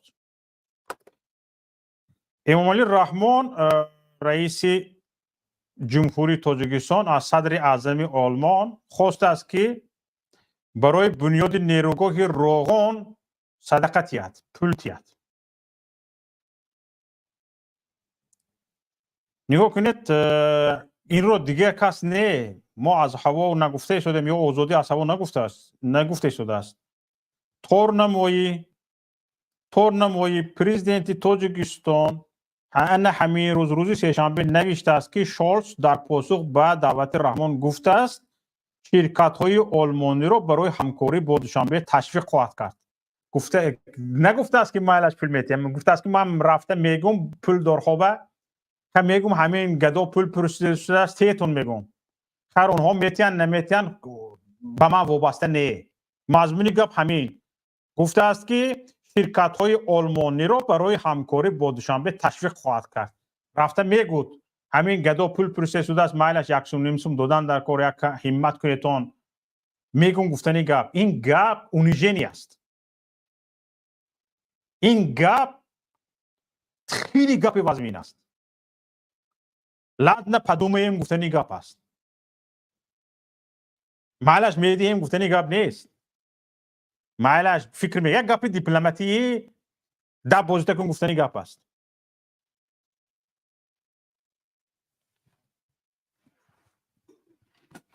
یک گپ دیپلماتی بیزار کردی گفتنی گپ است. وقتی که یک میپرسد انا می خیر کرده دیپلماتی جواب میتید بیزار کردی پست است پست خرغفص بوده است. مضمون این گپ همین ندارد. با زبان دیپلماتی جواب داده است. اگه شما نگاه کنیتون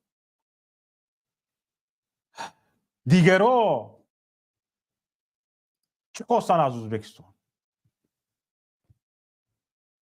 ازبکستان با آلمان در انمی قزاقستان در بخش مهاجرت سازشنامه امضا میکنه.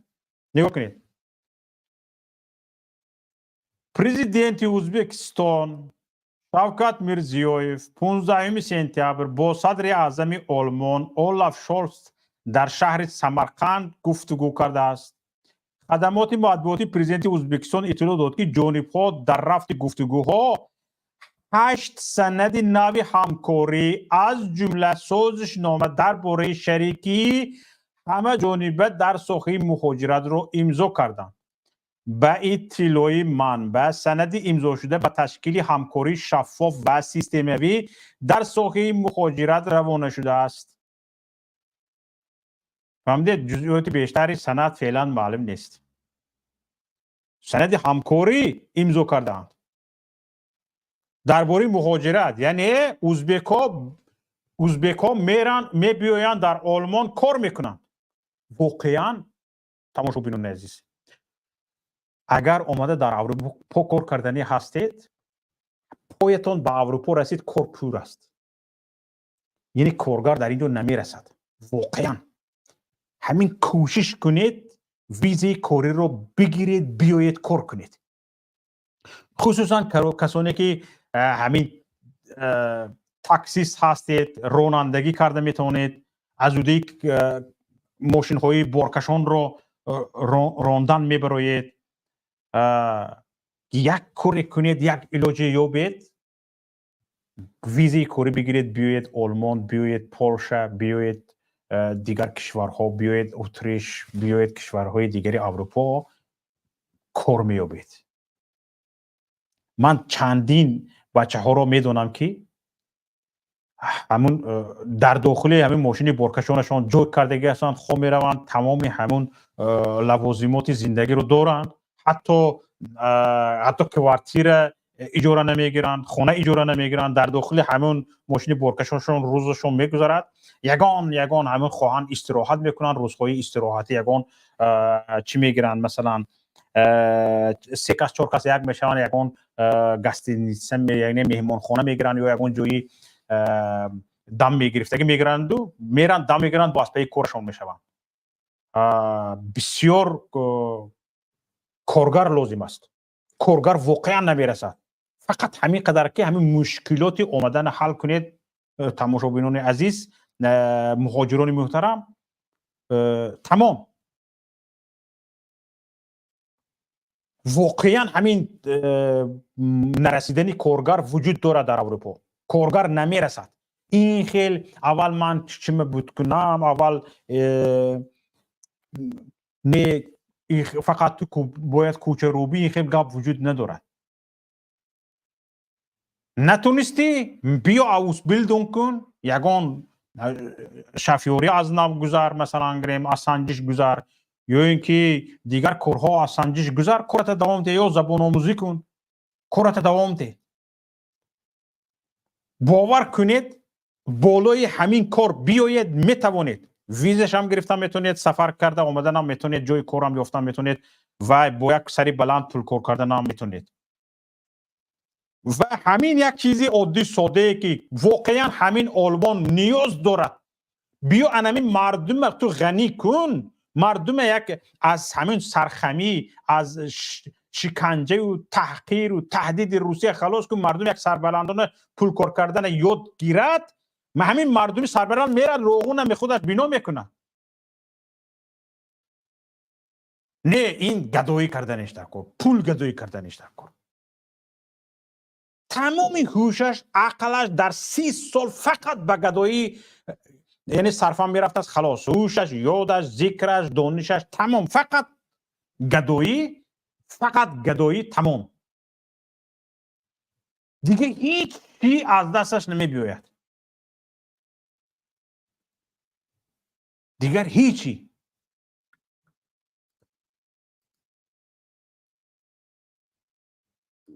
خیلی نگران کننده است.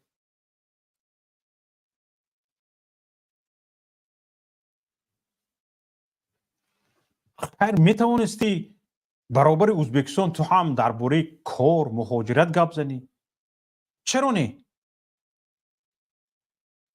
میتوانستی گپ زدن. نه تو باید گدایی کنی.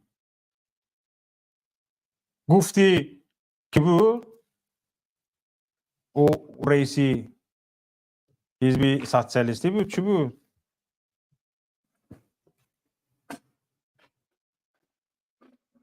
عبدالحلیم غفارف و عبدالحلیم غفارف که یک گدا 40 سال پادشاه باشد هم بوی گداگی از دماغش نمی رود. گدا میموند. نخود تو این حد باشی، هم شریکای تو، همسایه های تو چیکار کرده شده است؟ اونها شرطنامه های همکاری امضا میکنن، تو گدایی میکنی.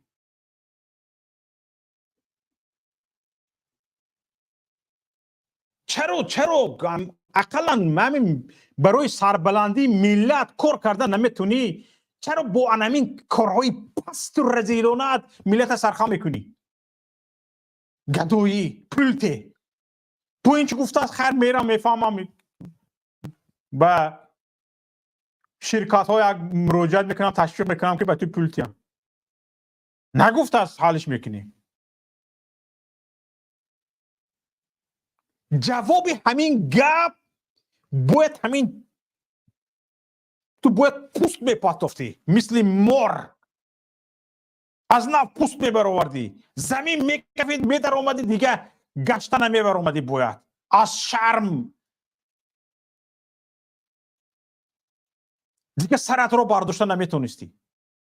همین جواب شالس برابر شنیدن بودی عمرت دیگه گدایی نمیکردی، بودی عمرت دیگه صدقه نمیپرسیدی، از اون کس دیگه پول نمیپرسیدی. انا همین گپ برایت بس بود. انا همین شالس حقارت کردگی است، بیزار کرده گفتگی است، همین به زبان دیپلماتی.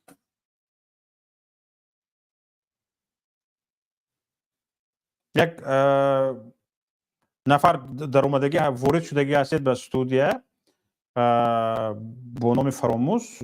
شما میکروفونتون یا فعال نیست یا ویدیوتون رو فعال کردگی نیستید، یعنی از گوگل کروم به میکروفونتون اجازه دادگی نیستید. یک بار خارج شوید، از نو به میکروفونتون و به ویدیوتون اجازه داده بعد وارد شوید. اقلا به میکروفونتون اجازه دهید بعد شما رو وارد میکند.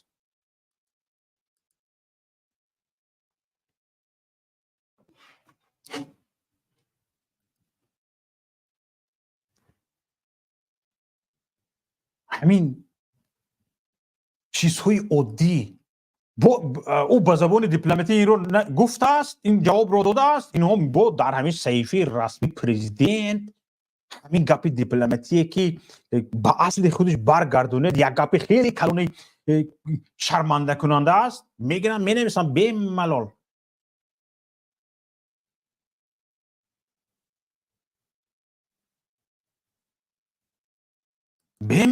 میگن می نویسن.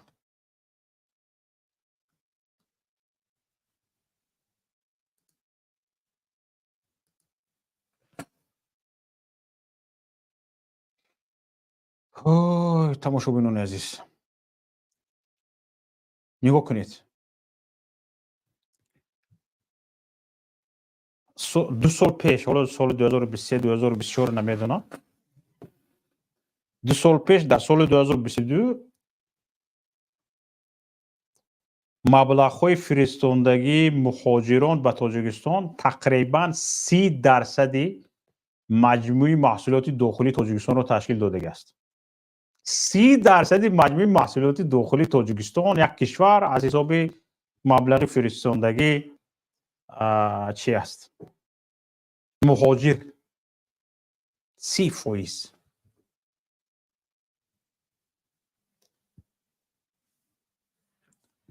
حالا کدام روز یک، اگر خطا نکنم، یک امور دیدم. در امور تماشاگران عزیز، از همه زیاد مهاجرانی که شهروندی روسیه رو گرفتند در بین کشورهای آسیای مرکزی، در عموم در تمام کشورهایی که شهروندی روسیه رو گرفتند، 31% مهاجرانی که شهروندی روسیه رو گرفتند تاجیکان تشکیل میدن. گپی کلیدی در کجا است میدونید؟ در داخل علمی 31% تاجیکانی که شهروندی روسیه رو گرفتن، یعنی 31% تاجیکان نه، 31% نفرانی که شهروندی روسیه رو گرفتن در سال 2023 این تاجیکان هستند. از همین تاجیکانی که به این گپی کلیدی اهمیت، از همین تاجیکانی که شهروندی روسیه رو در سال 2023 گرفتن، اکثریتش در تاجیکستان تولد شدگی نیست. فقط شهروندی تاجیکستان هستن خلاص. طبق قانون روسیه پدر مادر مثلا گریم شهروند گجا باشد، فرزندش هم شهروندی همونجا میشد.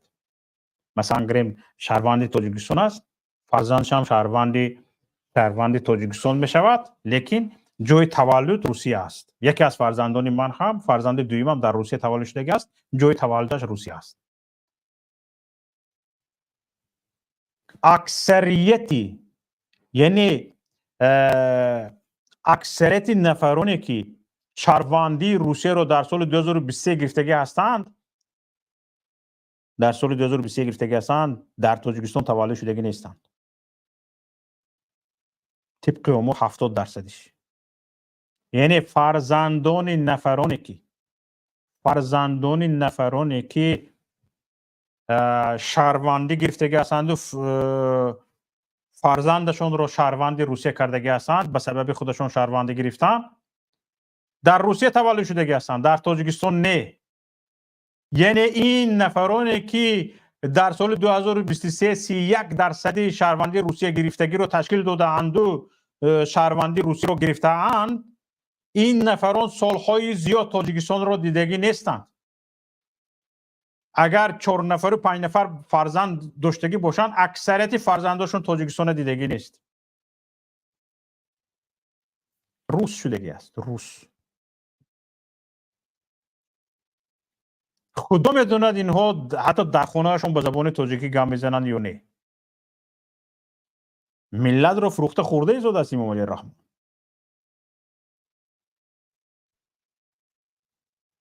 از همگی در تاجیکستان ما 4 میلیون قوه قابل مهنت داریم. این گفتنی گپ است که ما 4 میلیون زیادتر یا بیشتر یا کمتر انتخاب کننده داریم. نفری که پرزیدنت انتخاب میکند، نفری که وکیل پارلمان رو انتخاب میکند، همین نفران قوه قابل کار از 18 ساله تا هم پاش بلوی گور تا مثلا تا 65 ساله از وی بالا حتی قوه قابل مهنت نفقه خور. اگه شما تصور کنید که اکثریت انتخاب کنندگان در تاجیکستان نیستند. این نشانگری چی است؟ اکثریت انتخاب کنندگان در تاجیکستان نیستند. این نشانگری آن است که هر انتخابات پرزیدنتی یا پارلمانی یا خودادارکنی محلی، مجلس وکیلان خلق ولایت، یعنی خودادارکنی محلی، ناحیه ها، جماعت ها میگذرد، غیر لگیتیمی است.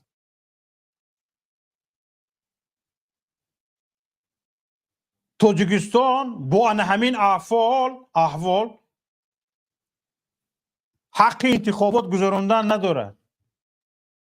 آنتو دروغ میگویند در 3-4 پاسولسوه ها یعنی سفارتخانه ها خطی انتخاباتی میمانند، 1000 نفر شرکت میکند، 2000 نفر یا رفت 50,000 نفر شرکت کرد.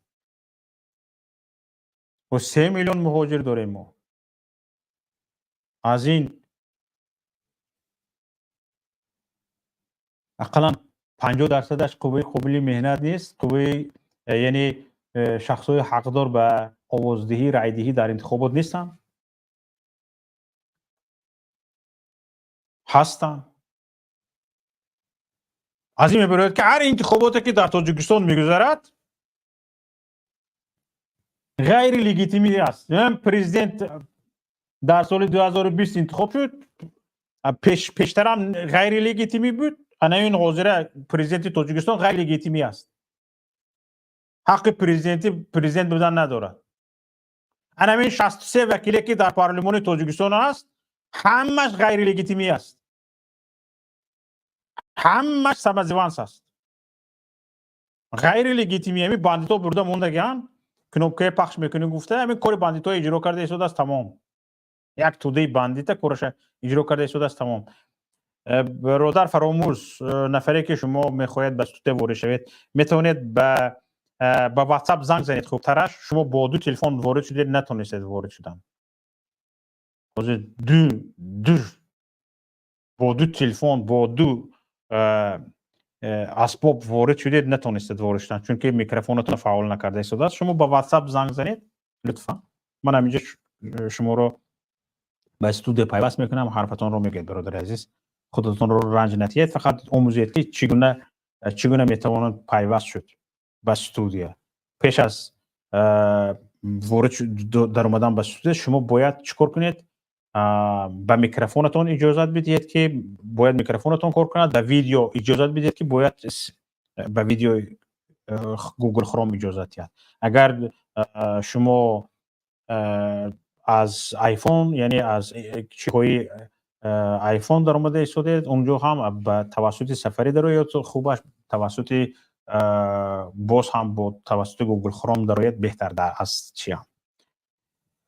و تماشاگران عزیز شما تصور کنید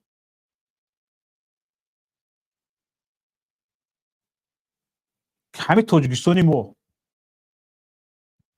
در تاجیکستانی ما با وجود همین داد فریاد امام علی رحمان و کمند داد و دستگاهش، طبق گزارشی بانک جهانی 27.5% اهالی زیر خط فقر زندگی میکنند، یعنی در حالت قشاقی زندگی میکنند. از 3 نفر مثلا گریم از 3 نفر 1 نفر قشاق است، 2 نفر بالاتر از قشاق زندگی میکنند. این مضمونی همین رو دارد. بانک جهانی همین خیلی بهاگذاری کرده است تاجیکستان رو، یعنی تقریبا 30% نزدیک به 30% اهالی تاجیکستان زیر خط فقر است، یعنی در فقیری زندگی میکنند. در همین حال ما دعوا داریم، داد میگویم، دادمان به فلک میبراید که نه ما رو به رشد هستیم، رو به پیشرفت هستیم، ترقی کرده ایستادیم، تاجیکستان به پیش. کجا به پیش؟ همین تا پیشونید به سنگ رفته زدن، همین رفته ایستادگی به پیش می؟ به نشیبی هم به پیش گفته میروی یا عقیبه کی میری؟ به حاجت خانه هم به پیش میروی یا عاقبه کی میروی؟ چی رو به پیش میگه شما؟ من نمیفهمم. به پیش یعنی چی؟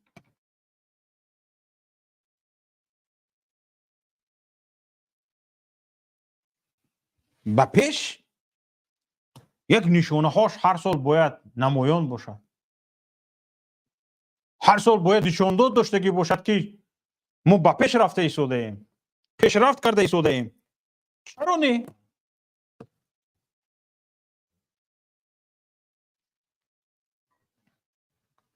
همینجا تماشابینان عزیز، رسا 3 ساعت شد که با شما صحبت داریم و تشکر به همه اونهایی که توسط واتساپ زنگ زدن، تشکر به همه اونهایی که به استودیو وارد شده صحبت کردند، تشکر به همه نفرانی که ما را تماشا کردند. خواهش ما را به اینابت گرفته تگمه های لایک را پخش کردند، پیوند نوار را به دیگران فرستادند و حالا هم باز هم خواهش میکنم تگمه لایک را پخش کنید پیش از آن که خارج میشوید. دوستان عزیز، هر یکیتون لطفا نظر خودتون را درباره موضوع امروزه، درباره صحبت امروزه نظر خودتون را زیر نوار نویسید، در کامنتاری بنویسید. با ما نظر شما خیلی مهم است، ما نظرهای شما را به اینابت میگیریم و پیشنهاد کنید که در چی باره موضوع شود، در چی باره صحبت کنیم، پیشنهاد کنید. یک اعلان دارم، روز سه شنبه هفته آینده صحبت با رهبر پیمان ملی تاجیکستان استاد محی‌الدین کبیری می شود. انشاءالله من کوشش میکنم که با ایشان کم صحبت کنم، با ایشان کم سوال جواب کنم و سوال جواب را بیشتر شما کنید، آمادگیتون را ببینید.